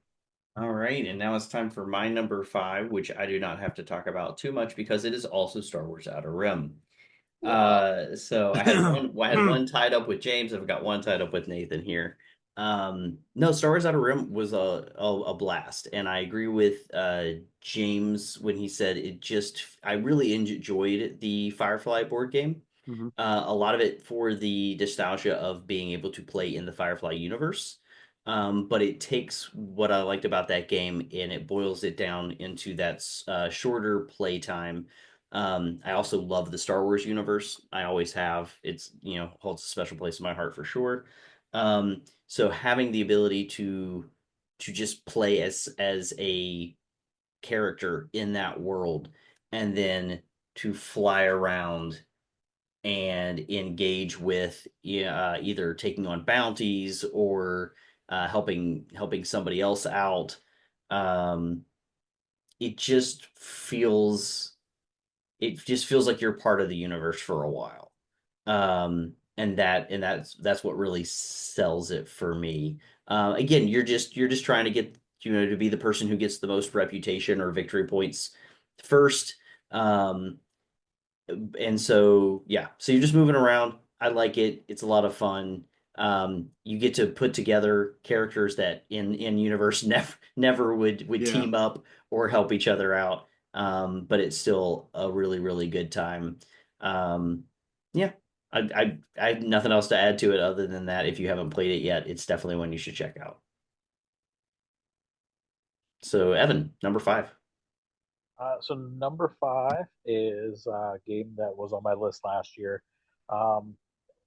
It fell a couple spots because I just didn't get enough plays, but that's just because of the nature of the game itself. Um, Probably my most favorite social deduction game of all time, Blood on the Clock Tower, is my number 5. Um, it is a social deduction game, even for people that don't like social deduction game, because there is a lot more layer into the game. It's not just based on can I read somebody if they're lying to me or not. There's information that's gathered around the game based off of the rolls. So if you can work a puzzle, then you could actually play the game instead of having to worry about um, reading people. That's one thing that I really, really like about the game and its ability of how the game works.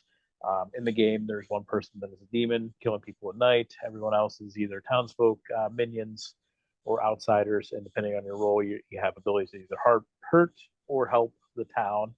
And the townsfolk wants to root out the demon and kill them, but the demon wants to kill pretty much everybody else. So it's a race against time. There every time that I get a group together that can play the game, it is always there's always a lot of good frustrations that happen, a lot of laughs that happen usually in the game because of something weird that happens, and people talk about the game afterwards. And I always like when people talk about the game afterwards because that's a sign that people enjoyed the game or there's something about it that they like. And there's very, very few times that I play that has not happened. So I always really love. I've actually only played the game as a player one time. I've ran it every other time, and I love just running the game itself. Um, yeah, that's my number 5. I've talked about it last year, and I think I don't remember if it was on my list the year before, but it's gonna take a lot to get that off of my list. I think.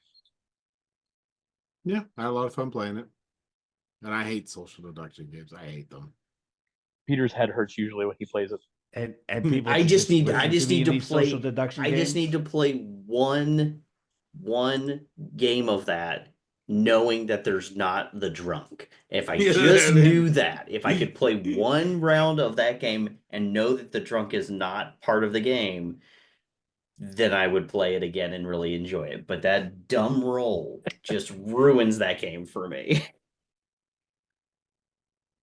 Listen, all I know is that Peter needs to listen to me more when we're playing social deduction games, even though I always seem suspicious. I just always Yes, am. yes, you do. Like even right I now, I don't trust you. Yeah, I don't I trust that. don't and I don't I know vote. why. I I don't vote know. John. I vote John. Yeah, Sorry, John. I I I don't know. I don't know what it is that I do. I don't know if it's because I'm too verbose or enthusiastic. I don't know what it is. You guys Oh can Yeah. no. pass for power. Yes, it is all those and none of them. Yeah, Yep. All right, fine. I passed for power. And even when you did that, how much hate did you get, John? Oh, so much. So much hate. Every single time. Oh. All All right, right, number Because John. 5, those John. those the Number most 5. that was what House Sanders does. Yeah. Pass for power. All right, so my number 5, actually, I think I don't know if it was on here or if it was somewhere else. I can't remember where I first played it, but I probably played it 4 or 5 times online, and then introduced more people to it, and then introduced other people to it at PAX, and they loved it enough to go and buy a copy of it, and that is Obsession. Okay, And yeah, yeah, yeah. that I feel like if I'm talking about obsession, I should look the role like if I'm going to a fancy party. Yeah, they have the Yes. masquerade ball in it. This is But this is this is one that you guys got to play, and I missed that week. So And I good. am so sad It that I was missed one of out the on that best one. games ever because it broke It Nathan. broke It Nathan. broke Yeah. Nathan completely. It was It was amazing. amazing. And He not just and not just killed that night, him. the next day. Yeah. Like our Discord was just full of Nathan. but then this, but yet this. Yeah. I couldn't mean- stop thinking about this game for a long time. Yeah, I mean, it's like, it's like all the actions, like just you don't have enough, so they all feel important. Yeah. I mean, and then the longer version of the game isn't really that much longer. So I mean, I don't know. I mean, I really enjoyed it. It was a lot of fun. It's like especially like again, like I love things that have cool little flavor to it. Like some of the unwanted, undesirable people's descriptions are just chef's kiss. I mean, like, oh, this person's a real cad and nobody really wants him around. He's kind of a jerk. It's like, We haven't really said Yeah. it yet, but this is the game. Like, if you like Jane Austen, Yes. Yes. this if you're like, man, I could get into board games if they'd ever turn Pride and Prejudice into a board game. They did, Yeah. and it's Yeah, they Obsession, did. Yeah. and I Yeah, haven't that played was it yet, that. but I can't believe it. Yeah, that was like what sold like the one person, who's like like friend of a friend kind of thing that was playing games with at PAX. A lot of they're like, oh man, I'm sold. And so Yeah, and it's Yeah. the publisher. It's his only thing to his name. He doesn't sell to big box or anything. It's pretty much through his own website. Um, Real nice guy too. We're actually going to have an interview with him, talk about his game here soon. Good. oh, I've talked to him a lot in the past, and he is a very nice person. Oh, super nice guy. Super nice Yeah. guy. That reminds me, I should probably follow up about that. yeah, and I think this is probably like also the first game that I've had that's like above a 3 weight on BTG on my list so far. So this is probably Yeah. also the heaviest game. Yeah, and it's and I think it's not that hard of a game to No. learn.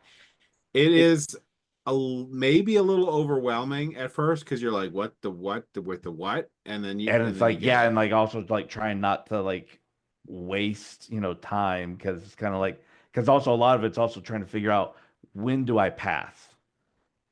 Yeah, that is a big part of the game, and I don't think you can get that in the first game very well.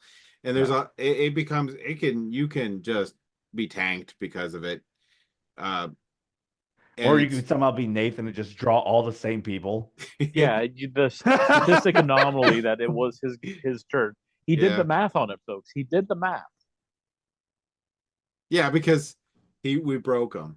That's Yeah, the literally he was probability of broken. what happened was like insane. It's just like I shouldn't have been able to draw the stuff I drew. So drew so bad. Yeah.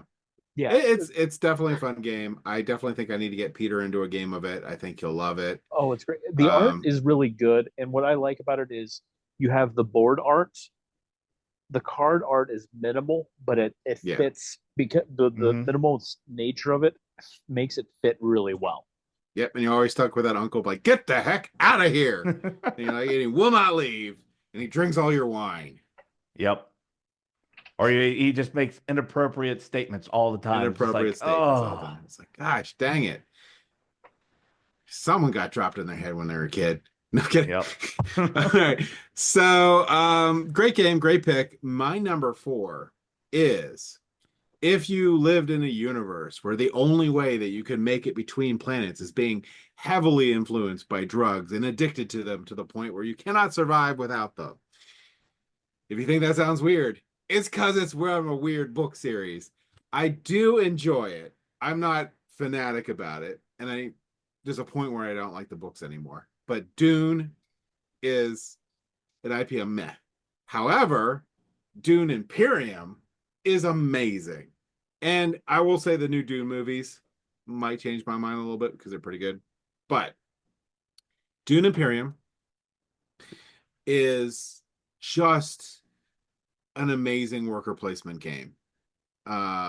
It's just really well designed and it's really good.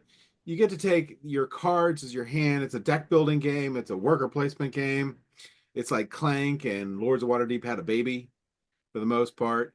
But you're trying to build your your deck, and you have these cards you can draw, and these cards determine where you can go on the board. So you're strategizing on making sure that you have the right cards to be able to go to the different places of the board, but you also have cool powers on these cards.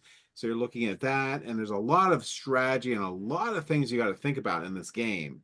Plus, there's a lot of tension because there's a lot of things that happen, a lot of moving places. Like you need to move up on the spice track because 10 points ends the game. So are you going to focus on these battles, but you can't ignore the battles because other people can move up? But you also can't ignore all these factions because once you get to a certain point in the factions, you get points. So you need so many things that are really cool to think about that balance. There's not a round in the game, even the first round, where you're not in some position where you need to think about what you're doing. You do one thing, you realize you couldn't do the other. So now you're thinking about like, how do I stop Peter from getting to the top of the Fremen track? Really, really great game. And I will say they did come out with Dune Imperium Uprising, and you have Dune Imperium. If you have Dune Imperium, you don't need Uprising. If you don't have Dune Imperium, you might want to think about Uprising. The worm mechanic is pretty cool in that game. And also, no matter which one you got, any of the expansions will work with either. So that's pretty cool. I have both because I'm crazy, but I really don't feel like they're worth having both, sort of thing. But yeah, Dune Imperium, amazing game. I don't care which one is Dune Imperium Uprising, same slot for me. And that's my number 4. Mine is, well, depending on how you count sessions, this could be my most played game of all time. Because a session of this game, Stratego. no, absolutely not. Lord of the Rings Stratego. No. A session of this game can go anywhere like from 5 to 15 minutes. It's very quick. Yep. And that's the crew. Oh, yeah. You know, there's more than one version of this now. I still prefer the original Quest for Planet 9. It's basically you are playing a cooperative trick-taking game where you're given a mission, which is basically, okay, you have to make sure this one player gets this one specific card, and then each game you're going to have more complex missions, so you might have more different cards that different players have to have. They might have to get them out in specific orders. And, you know, sometimes you have very limited communications, which is a big key of the game, and that's something that Peter really gets upset with us with, breaking these rules. It's the whole point of the game. I have never played a game of the crew, and I tried so hard not to communicate that people didn't accidentally communicate. In fact, one of my daughters. So you have not actually then played the crew. One of my daughters tried so hard. She was like adamant, we are not cheating. No one is cheating during this entire game. And guess who broke? Her. My daughter was like, Peter? Why the heck would you play that? Put it back. So she broke and she cheated. It's just amazing. It's an amazing game. Watch her playthrough of it and just don't even look at the gameplay. Just watch Just Peter's watch face it. as we're Look. playing. Look, all I'm going to say is if you play the game, you have to read the story and it has to be in the most fabulous voice possible. There you go. But yeah, oh man, if you like trick-taking games and you like cooperative games, holy monkeys, why do you not have this game if you don't have it? It is great. Great. I agree with you. It's a really, really good game. And it's right. good. It's easy to teach too. So. It's fine. And everybody just stole my number by like Yeah, about the game took I it was away supposed from to you. talk about. But But yeah, yeah, how I the think If I you read don't want to everything. be yelled at, just don't play with Peter. yeah, just True. don't play with Peter. Yeah. No, play with Peter is fun because it's just like fun watching. I'm like, wait, I cheated, but he's like, oh man, it's like, oh, I didn't even know I did it. All right, Peter. What's All right. your number 4 now that Yeah. we hijacked that complete from Nathan? Number 4 for me, set in the same universe as James, but a different game. So Dune, just Dune. I've played this game quite a few times at this point. Usually at the library, it looks like. Really, the only drawback to this game is it's the high player count. It's 6 players at the high end, and at this point in time, I pretty much refuse to play this game at anything lower than 6. I want all of the original factions to be at the table. I want people who really enjoy. This is a hard one for me because I have continued to try to make it happen at like conventions. I'm done with that. I'm done trying to teach this game at a convention and get people to play with me. I have definite people who enjoy this game, and I will sit and play this with them at any point in time. If you do enjoy Dune, the world, this is probably one of the games that um, thematically hits all the points. So as you play as the different characters and the different factions, every faction has its own way of breaking the rules, and they break the rules in exactly the way that that faction would break the rules in universe, which is fantastic. So you got the Harkonnens. They're super greedy. So when everybody else gets their cards at the beginning and they only get to choose one, Harkonnen gets them all. And the emperor is super rich, and so anytime you do anything in the game, the person who's the emperor, instead of the money going to the bank, it goes to the emperor, so they always have more money than they can know what to do with. um, and if you're the Atreides, if you're Paul, then you have the ability to see the future, and so um, you get to look at the cards ahead of time that everybody is going to draft for, and so and you can actually keep notes when nobody else is allowed to keep notes, so you can know at least a fair number of the cards and who has them. So you're like, I don't want to go fight this guy because I know the cards they got and they're going to beat me. And there's just so much of the game itself. Again, it's like it's dudes on a map, but it's thematic, and it's just the Dune world. And so getting to watch the game play out, I've talked about it here on the channel, I don't know how many times now, but that's because this game is not, it is dropped some for me over the years. Um, but obviously it has still not dropped out of my top five at this point. And that's because so rarely does a game actually fulfill 100% for me the theme of the game. And it takes the universe, puts it into a board game, and you actually feel like you're playing it the way that your faction would play it. And it's a blast. Again, you get to be the Bene Gesserit. You choose which faction is going to win in what round, and then pretty much your whole game is just trying to make that prediction come true, so that that person thinks they're about to win, but they don't. You do, because you predicted it.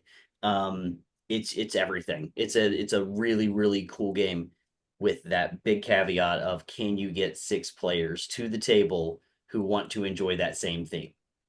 Yeah, I agree with Peter. It doesn't actually work very well below 6 players. Now, confusingly, there's multiple versions of this Dune. Yes, that's true. So you have to be very careful, because there's a Dune one that's only 4 players. Yeah. And I have not played that one. And that's Nope. interesting, because it might be balanced for 4 players. So that might be cool. It might But be. I haven't played that.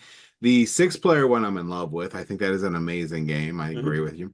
I also think that I like the game a lot because you can't just simply dominate in this game. Nope. You have to cooperate. Yep. So there is going to be diplomacy and table talk, and I really, really like that. It really gets into the backstabby sort of universe of Dune. So great pick. Evan, number 4. Number 4 is a 4X game. It's a 4X game that could be played in 2 hours. It's a game that we already talked about. It's a game that, James, we have to remind not to eat the planets because they look like lollipops. Yeah. That is Last Light. Oh, I thought We Twilight played it Imperium. quite a few times at James's house. We played it online incorrectly because Nathan thought it was 10 points to victory instead of 20. Hey, I mean, it made me win. John! But in the end, every single play of this game has been good. I like playing 4X games, but I hate playing 4X games because 4X games are so much fun that I'm usually committing 4 to 6 hours to play a good 4X game. Not with Last Light. They are able to condense it down and still have a great feel for a 4X game in 2 hours or less. And that's really why I really like it, because we're a group that we like to play games that are like that. We can rib on each other as we take over each other's planets and have a good time doing it. So we can get 2 to 3 games in of that game in a night, and that's I think why it's rated so high for me. Yep. Death Blossom. Death Blossom every day. All right. So what's your number 3, John? What do you mean number 4? 4. Sorry, number 4. Yeah, I know yeah. my numbers. You're math hod. All right, so my number 4 is the first repeat on my list from last year. In fact, it's one of only 2 repeats on the list. And that is The Witcher Old World. Okay. Yeah. It's kind of a sandboxy game. It's my sandboxy game that's on the list. I mean, I really enjoyed like the kind of like the thematic feel of going throwing a coin to the Witcher and going out and slaying, or maybe not slaying monsters, and also like the quests, that can chain, and you might not entirely know which way to go, because sometimes maybe you want to lie or maybe you don't want to lie, and that could determine whether or not you get the ability to teleport to any port city or not. So yeah, it's got a little bit of manipulation, and you just kind of got race mechanics to it. Plus also you got the whole like the fighting is really interesting because your deck, because it's a deck builder as well, is your life.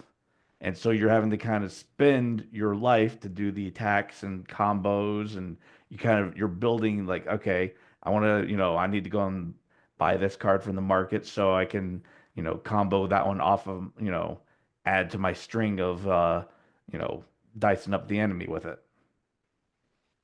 Yep. Yeah. Plus great miniatures. Yes, all the miniatures are gorgeous. Yeah. So yeah, there's really not much to complain about there. Nope. Great And game. it's Great not pick. super complex either. It's pretty easy to teach. And most people, have the, basic concept of, travel around the map, and and like the iconography is pretty easy to be like, okay, if I go here, I can train, or go to the tavern and gamble. Yeah. Yep. That's a good pick. Evan walked away, so that's perfect because he doesn't believe this game exists. Mm. But it is an amazing, amazing game. This game here it's an app-based game, but it has a lot of different levels, and it's amazing how it can take the components and make such drastically different, engrossing games with what it has. Like you can be on a train for one, or which moves. Um, you actually move the cardboard and it moves, and you have to go through this train, or you're going to be in a jungle, or you're going to be doing like different things inside the mansion itself. And the app has really great ambiance, and it really, really immerses you in the game. And that's Mansions of Madness. Mansions of Madness is an amazing, amazing game. And it's not real. It's not real. And Evan, I have failed him multiple times. I feel that once I get Evan to the table to play Mansions of Madness, he'll be like, "Where has this been my entire life?" I have been Yeah, a I played it. member. I have What's been a that? member of this channel for 3 years now. And in these 3 years, James has promised multiple times that we will play this. Yet I still have not played this game. Yeah. So I do not believe it is a real game. Definitely. It is not real. No. Has it John can't be. played it? I've played it, but not your copy. But I played it Okay. like 3 or 4 times. So Evan is the What- only what- one here, and played I've what? betrayed Evan Played multiple what? times. Fake games? Yeah. The power of I- imagination. Power of imagination. There's going to be a shoebox that says Mansions of Madness with random pieces in it. That's what he's going to be. You're like, let's play this game, Evan. Yeah. So that was my number 3. What's your number 3, Nathan? So unlike James's pick that everybody that matters has played, mine. Oh! Oh! Evan's gonna drive over and smack you. Mine, I don't think any of you played because, well, it's by far the most expensive game I've ever bought. It doesn't really compare to Warhammer as far as price, but Oathsworn, it was a big, Oh yeah. especially I got like the all in with all the terrain and all the creatures. But this game is a short campaign. It's about 12 missions where each chapter is broken out into two parts. So you have the like RPG element where you're going through a story, and that will dictate how you are entering the next phase, which is the boss battle. And it is really cool and fun when you dig into the box, pull out the next big boss, and put it on the board and see everybody's reactions. And then each boss, despite having like the same basic mechanics, they do change. Each boss is significantly different, like almost a different game than the previous boss. That's cool. And even like the RPG section of the game, they do change it up throughout the game. And like halfway through the game, there's like a turning point where they're doing things you just weren't expecting. And it really significantly changes games and keeps it interesting and fun. And the last chapter, I don't want to talk too much about, but I was like, oh, we were so like over the moon after we finished that last chapter. That's like, cool. yeah, it is a lot of fun. And it's not like massively long like Gloomhaven or Frosthaven. It's just 12 chapters, so it's doable. And it's that nice length where you haven't lost interest and you're still really excited about it by the end of it. That's cool. Plus, it has the ridiculous miniatures. Ridiculous. And buildings. Ridiculous.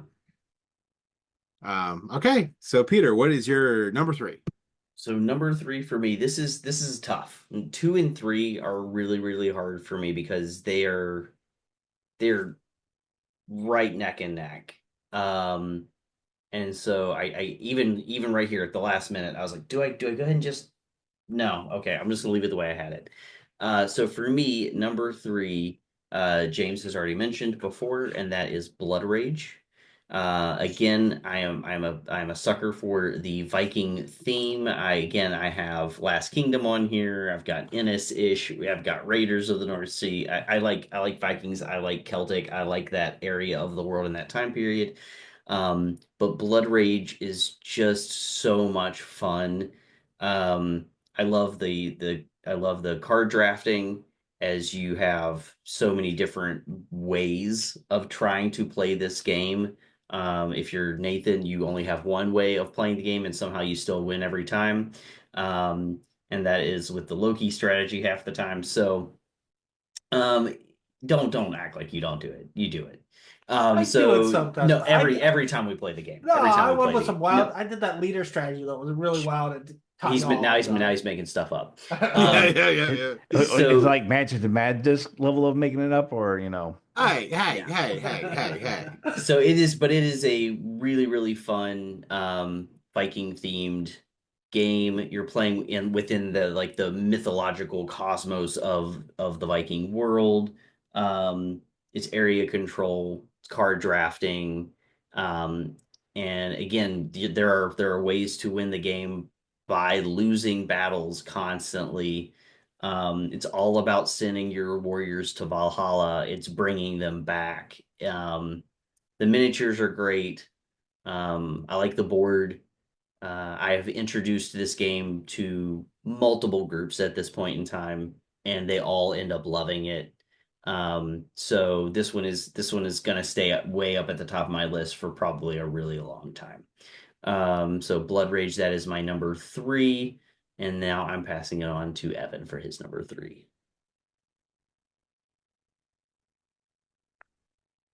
Gotta unmute myself. So number 3 is actually the only 2-player game on my list.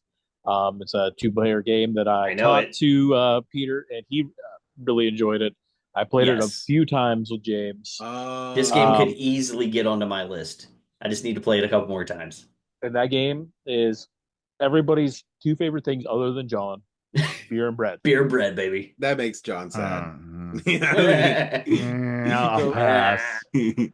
beer and bread, it's resource management, it's try-use cards. The mechanics change on the turn. It goes back and forth.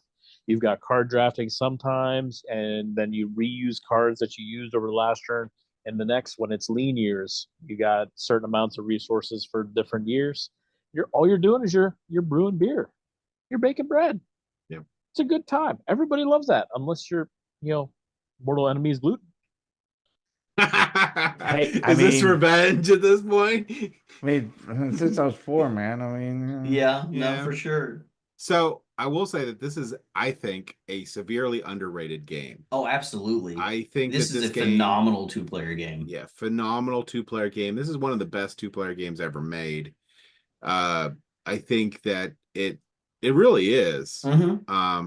I would like to play it sometime. I mean, Yeah, I mean, you don't need to be able to eat the beer and bread. You can yeah, just Yeah. play no. the But game. this is a Um, two-player game that could knock Seven Wonders Duel off my list. Yeah. Possibly even Watergate. It's just a really great two-player game. There are It's so many so layers of strategy that go into it that you have to take an account just off the cards against who you're playing with, so you know how that they would play on what they're going to get. You're going to see what they're going to be drafting back and forth right Yeah. off the get-go, so you can kind of Mm-hmm. gauge that.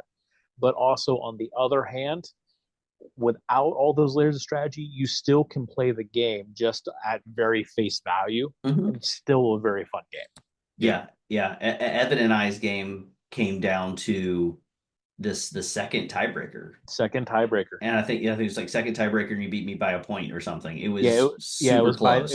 it was real close. Yeah. It was a real good game. I thoroughly enjoyed that one.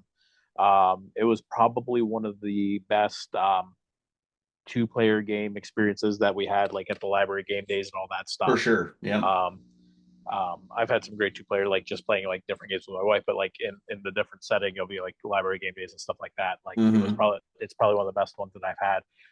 I think James and I played that 2 or 3 times Yeah, at at least, at yeah. a con. Mhm. It's so good. And it's a small box. It's a small box, which Yeah. is even better. Oh Does yeah. not take a lot of space. You put it on the table. It's small. It's nice. It's good. I love the game. That's why it's number 3. Yep. Now that we have mercilessly picked on John, we should give him mercy and allow and for something he can't control. And Look how allow John is gluten. Yeah.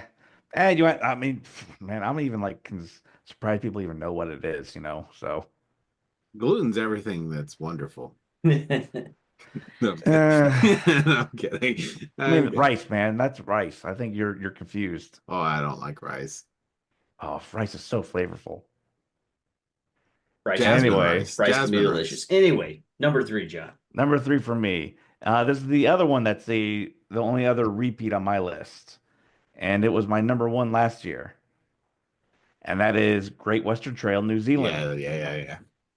I mean, it's got a bit of everything. It's got deck building. It's got worker placement.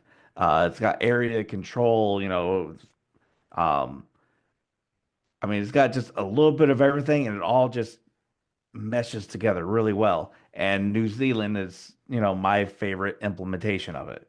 It's Mhm. got, the extra factor of, you got more you can do with your deck because you're doing more than just turning them in for the set at the end. You also can make sets to shear as well. And, depending upon the placement of where that is on the board, you can then kind of plan your strategy around that as well. So, and there's also a lot more like the workers are more interesting and different. Um, because there's 4 of them instead of just 3. And yeah, I mean, it's got like kind of the Rails of the North, but it's the sea map at the top, which I feel is a little more interesting than the Rails of the North expansion on the base game. So yeah, it's just pretty much New Zealand is just everything I like from the base game, the original streamlined. Yeah.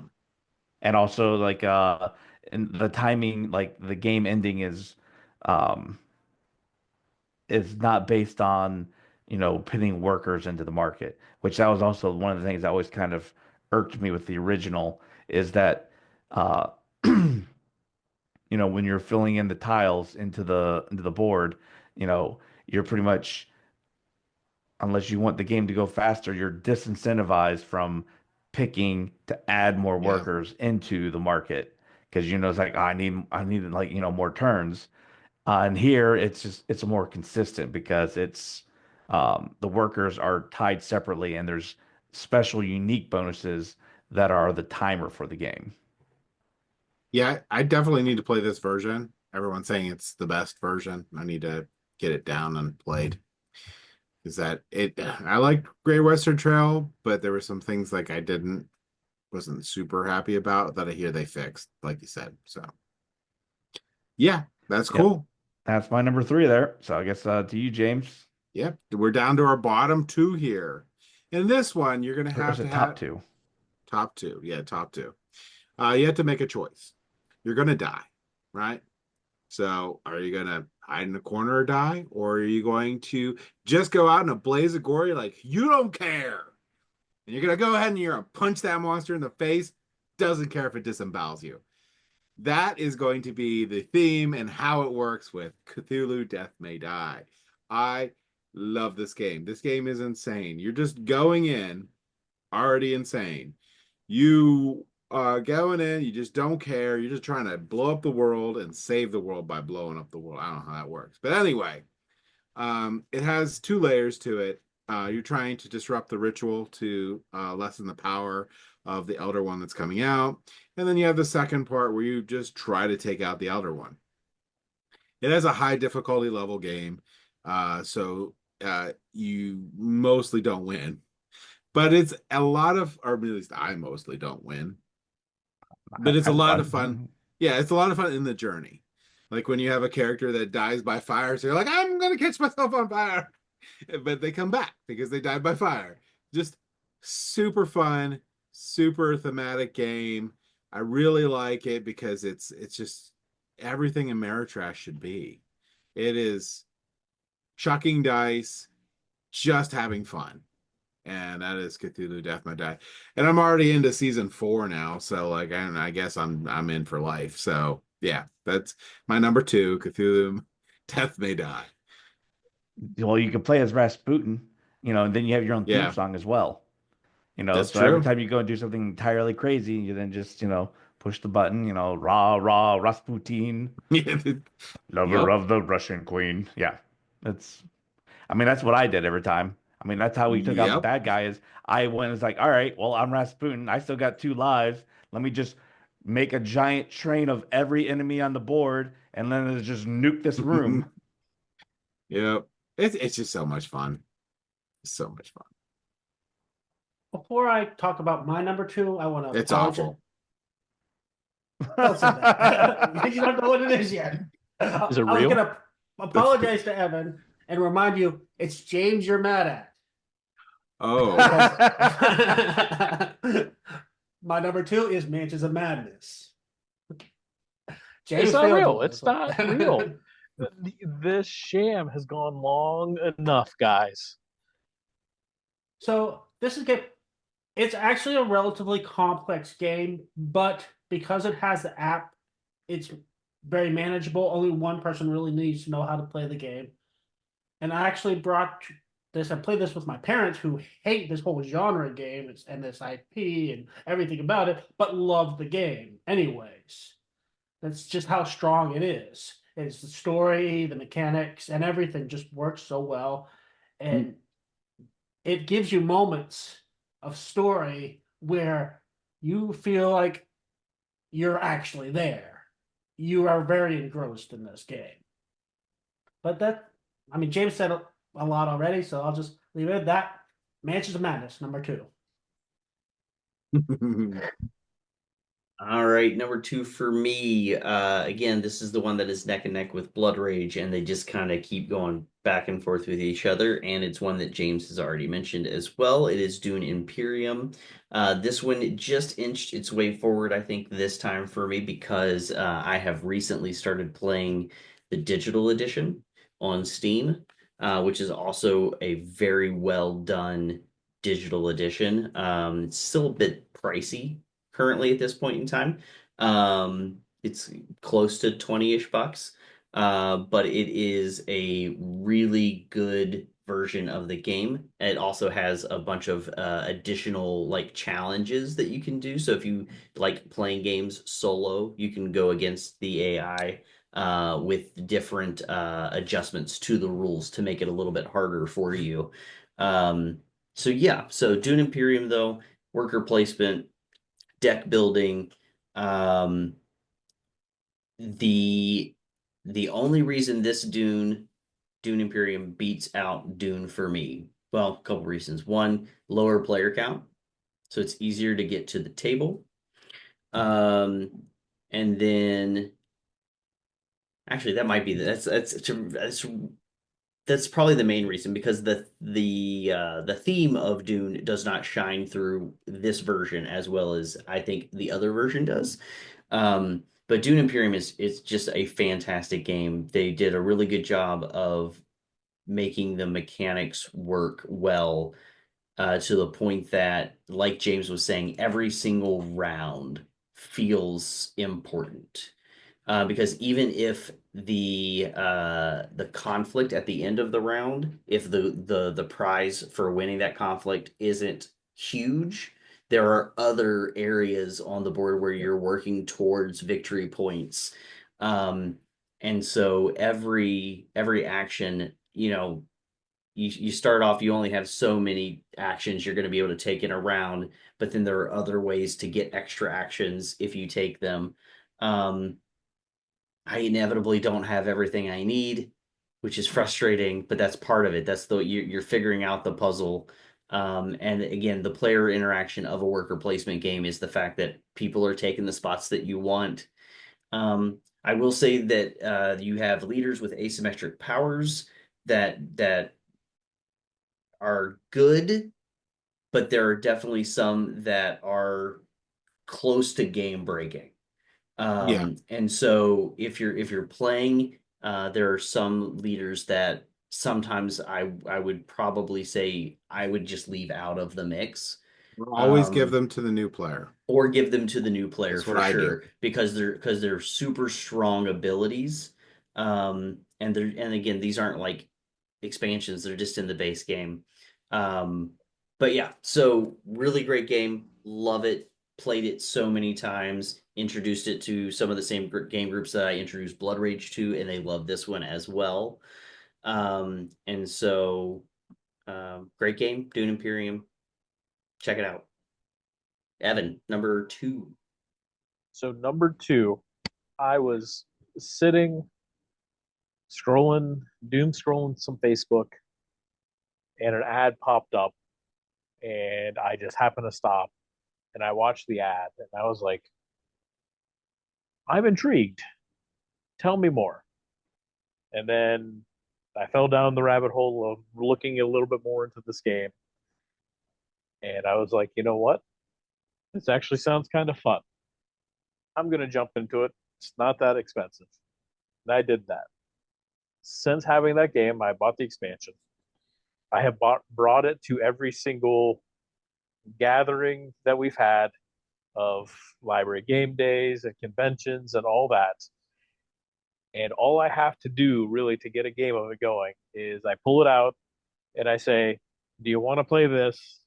And people are like, yes, because it is so much fun.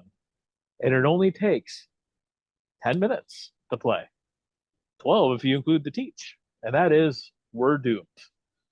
Oh, yeah, yeah, yeah. We're Doomed is such a great game.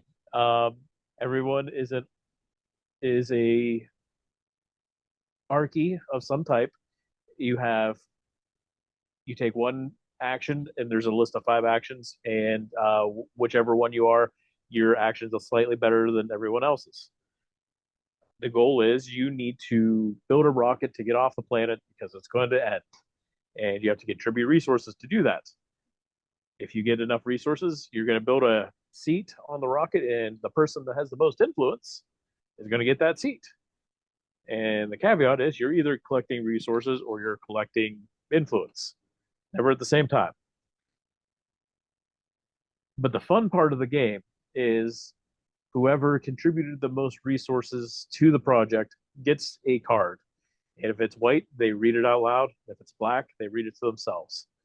And the game does not take itself seriously at all. No. And there are times that you get into a thumb wrestling match with your close buddy, or James and Peter get into a clapping contest. Then And James then I get loses. tackled. And But not by Peter. But not by Peter. But it's all these interactions that happen in this non-serious way just makes the game so much fun. And like I said, it's 10 minutes. It's all it is, because there's an actual sand timer. That's all. I love it. I carry it with me whenever we get together to play these games, because it's just so much fun. And every time we have stories that come out of them, they're great. I love it. It's going to be on my list for a long time, because of all the interactions and how often that I bring it, I had to put it really high on my list. Yeah. And this game has probably, and I don't know why I say probably, this game has the best commercial ever. It was, yes. They put together a trailer-ish commercial for this board game, and it's fantastic. And it teaches you exactly how to play the game. Tells you how to play the game in no time, and they did such a great job producing it. I would highly recommend just watching this video.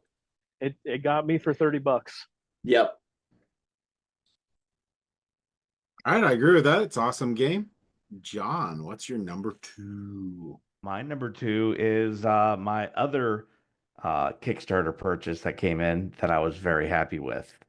In fact, not only was I very happy with it, but somebody's daughter was also very happy with it and had to buy their own copy of it. That's yours, James. Merchants of Magic. Yeah. She did. Yeah, she loves that game.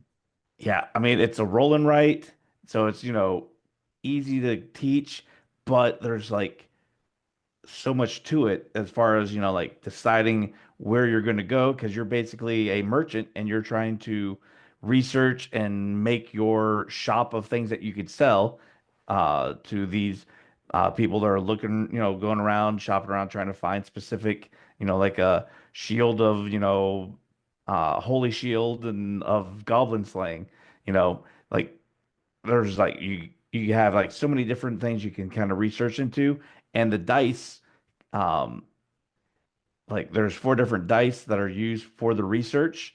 Like the D6 is really only used for the physical, and then the other two, the D8 and the D10 can be used for physical and magical research, and the D12 is only for magical research.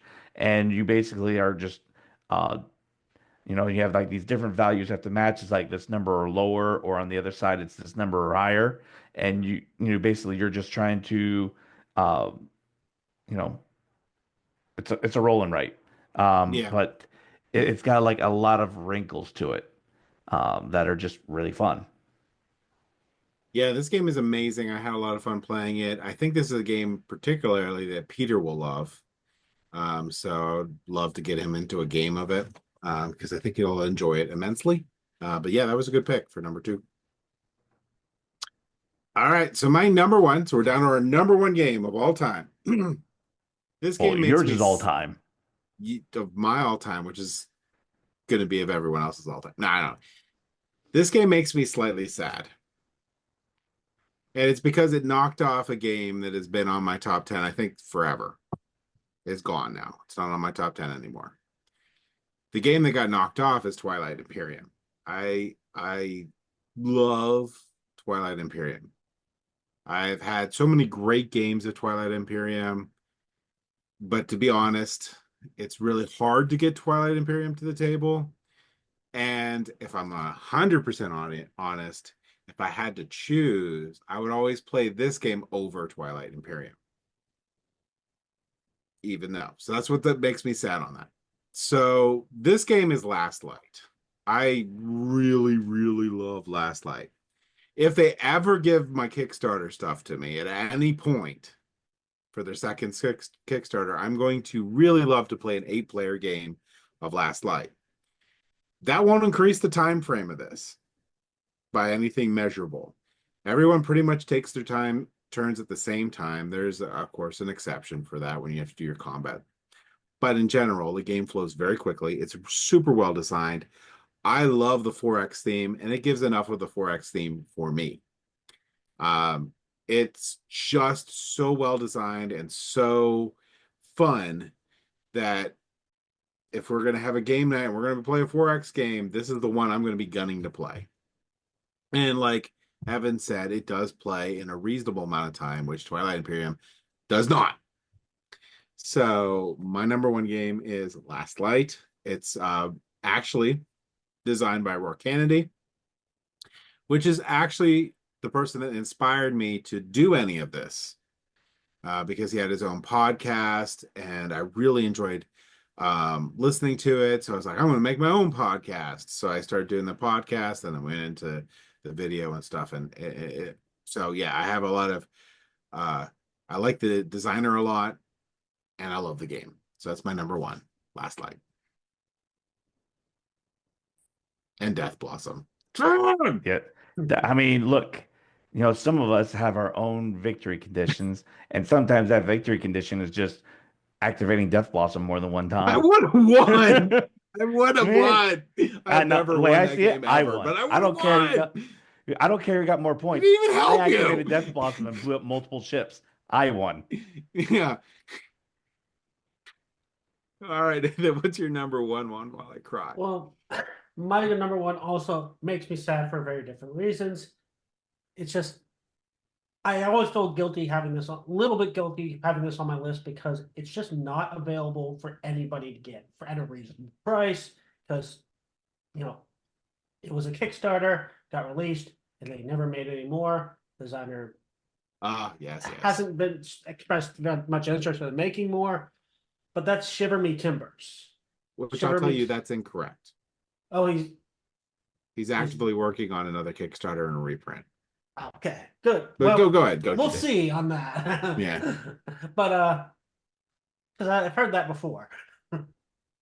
um,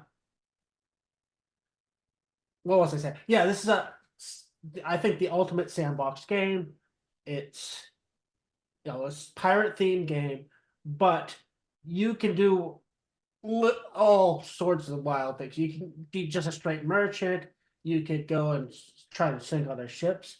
You can try to fight monsters. You can even just try and get married. But it is very open-ended. It's a lot of fun, and it's a game where even if you didn't win, you still had fun. You got these cool goals done, and you just enjoyed the whole way through. And the ship miniatures are amazing. Yeah. All right. So, Peter, what is your number one? Number one, nobody on this show will be surprised, is still the game that I've played for the most amount of hours, the most sessions of any game that I've ever played. And that is still Dungeons and Dragons. Gasp. I know, gasp. But I can say that I am truly hopeful that this will be the year that a different RPG is released that will be replacing this game for me. So Dungeons and Dragons has, again, probably been my favorite role-playing game, mostly because it's the one that introduced me to role-playing games in general, and it's the one that I can get to the table the easiest because it's the one that most people that I know play regularly. It does not mean that it is because it is the best role-playing game. That's not the case. There's other really great role-playing games out there. We have played some of them right here on this channel. Alien, the role-playing game, phenomenal sci-fi horror. It was, thematically really ticked all the boxes for that one. Vesson, we played here on the channel. Absolutely loved Vesson. Fun mystery, supernatural horror themed. And so I've come to believe that role-playing games that choose a specific genre or theme and lean heavily into that so that the mechanics lean into the theme are for me personally, better than a game that tries to be so broad that it can appeal to everybody. Yeah. And again, there's a place for that, but I don't know that it's going to be able to, for me anyways, be sustainable. So I'm constantly on the lookout for games that can take the idea of Dungeons and Dragons and then make it better. And I believe that that game is about to be released this year. I've already kickstarted it. I'm super all in on the company that's created it. The game is called Draw Steel. The company Hmm. is MCDM. Okay. They're a smaller company out over in California. They're a great company that treats their employees phenomenally. And they're constantly putting out information about the game, very transparent. The game is supposed to be released sometime they're thinking late quarter 2, early quarter 3. That'll be a digital edition of the game, and then the physical stuff will start to ship out, hopefully, like probably early Q4. We'll see how it goes. But I will have the digital edition of the game before the end of this year, which means I will start to put together a group to play this game with me. And I'm hoping to be blown away by it. The idea is that you're playing heroic characters, and you are fighting monsters. That is like the goal. And so I can't wait to see what great stories come out of it. So again, my number one is currently Dungeons and Dragons because it is the RPG that introduced me to RPGs, but not because it is the best RPG. So with that caveat, I still have Dungeons and Dragons as my number one. All right. All right. Fair enough. All right. I might have one for you that is available now that Okay. might at least pique your interest. Okay. Have you heard of Ragnarok Fate of the Norns? Nope. I will be It is interested to check it out. it is a Viking themed one, I love Vikings. and it's not a there's no dice. Instead, it's a bag builder. You basically have runes that you use to activate your abilities. Okay. You put in your bag, and whenever you get injured, you remove runes from your bag. So Okay. basically, not only is it how you activate your abilities, but it's also your life as well. And you're probably going to die, and you want to die gloriously because you want Okay. to go to Valhalla. My And if interest is you peaked. and if you go to Valhalla, then your house, your descendants, and Hmm. your family gain abilities. So basically, your next character, that's a member of your house, gains abilities from your glorious death. Okay. Cool. My interest is definitely peaked. I've never heard of that one, so I will check that out.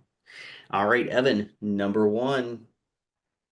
Number one is one that actually delivered not that long ago. Is another one that we played on the channel. We got early access through TTS Mod. Um, Real nice community. Um, One of the designers we interviewed a long time ago, Johnny Pack. But the game is Unconscious Minds. Yep. Unconscious Minds is a phenomenal game. There are so many layers to this game. It is a giant game. It is not a light game at all. It's not a medium game. It is a heavy game. But in the heavy game, there are so many things that you're doing as you are trying to cure these peoples of their psychoses, and you have to do different things. But you also have to meet with all the other psychiatrists in Vienna, and there's the game flow is really, really smooth. The iconography is really good. We have a really, really great teach of the game from the designers on our channel. The art is probably the best art I have ever seen in a board game. They got two different style artists to create a lot of this art, and then they brought it together, and it's just beautiful, absolutely beautiful artwork in this game. The game mechanics are just they hum. It's great. The production quality is amazing. And they offered one thing that I wish more game companies would do. If you went and you are a person like me that like likes to get everything. They had an option where you could get everything, and then they just shoved it all into one box. So you didn't have Yeah. 7 boxes of all Yeah. the stuff. They just put it all in one box, like it should be, and it was great. And you actually saved money by doing it. It was great. Um, I have my copy. It is just absolutely beautiful. I think James got a review copy and did all the stuff for it. I have not played it since we did the online, but I need to play it again and probably like 19 more times because I just had so much fun playing it. It was just really, really good. Um, I'm excited to just talking about it and thinking about it. I'm like really excited to play it again now. So Yeah. This game is probably going to be a game that's definitely going to make it into my top 10. I just need to get to table a couple more times, and I will definitely play that anytime you want. I think that game is amazing. And I think I think the problem I'm having right now, and the only reason it's not in the top 10, is I need a game where the other people know how to play it. Yeah. And I think the game is just going to rock at that point. yeah, no, and I agree because it can be a long game if you're trying to the teaching itself, Yeah. getting it from them. I mean, it is on the longer end, but it is a heavy game. There's a lot of things that are going on, but once you grasp the concepts, the turns move quickly. Yep. So if you have a group of people that know how to play the game and can play the game without that teach, I think you can get a game in a very reasonable amount of time. Yeah. All right. John, what's your number one? Well, my number one is going to be preceded by an honorable mentions instead, which was I didn't do them because they were only play them online. Unconscious Minds, Flow, which I'm looking forward to that Okay. one. But yeah, I played like an early version of it, not even like final rules, so I couldn't feel like I could even put that one on the list yet. And then when I'm really happy that I finally was one of my kind of games I really wanted to get a copy of, but I've only played it online this past year, and that was At the Gates of Loyang. At the Yeah. last Butler, I traded to get a copy of that. That's just because it's like personally special to me because of, a lot of playing it with like friends and everything else. But my number one game is a tableau builder economic game, Anno 1800. Okay. I enjoyed that one a lot. I mean, we played it at the BGG, or not at the Tabletop Gaming Guild session there, and a lot of people enjoyed it too. That I played it with, um, because like there's a lot of kind of like the trading back and forth. Uh, Me and Jen, we like bought like we had all the fancy clothes. So we're like, oh well, you guys got to come trade with us if you want fancy clothes. And so yeah, we kind of had like a whole like trading rivalries with each other, beating each other to like different, like because you can only have two people producing any one good, Mhm. but and all of them are kind of like chained together in a tech tree, and it's like, oh well, if I need this, I can then build this. I can't do it, but I could build off somebody else, and now I can make cannons. Mhm. So I mean, there's like just I just like it because it kind of got like a little bit of the tech tree trading. There's competition, but you can't just like there's minus the whole going and blowing up people's stuff. So it's Yeah. for anyone who likes 4X but doesn't like the exterminate part of 4X. It's kind Yeah. of a good game for that. Yeah, it's a good pick. I enjoyed playing that game. That's another one I'd play anytime.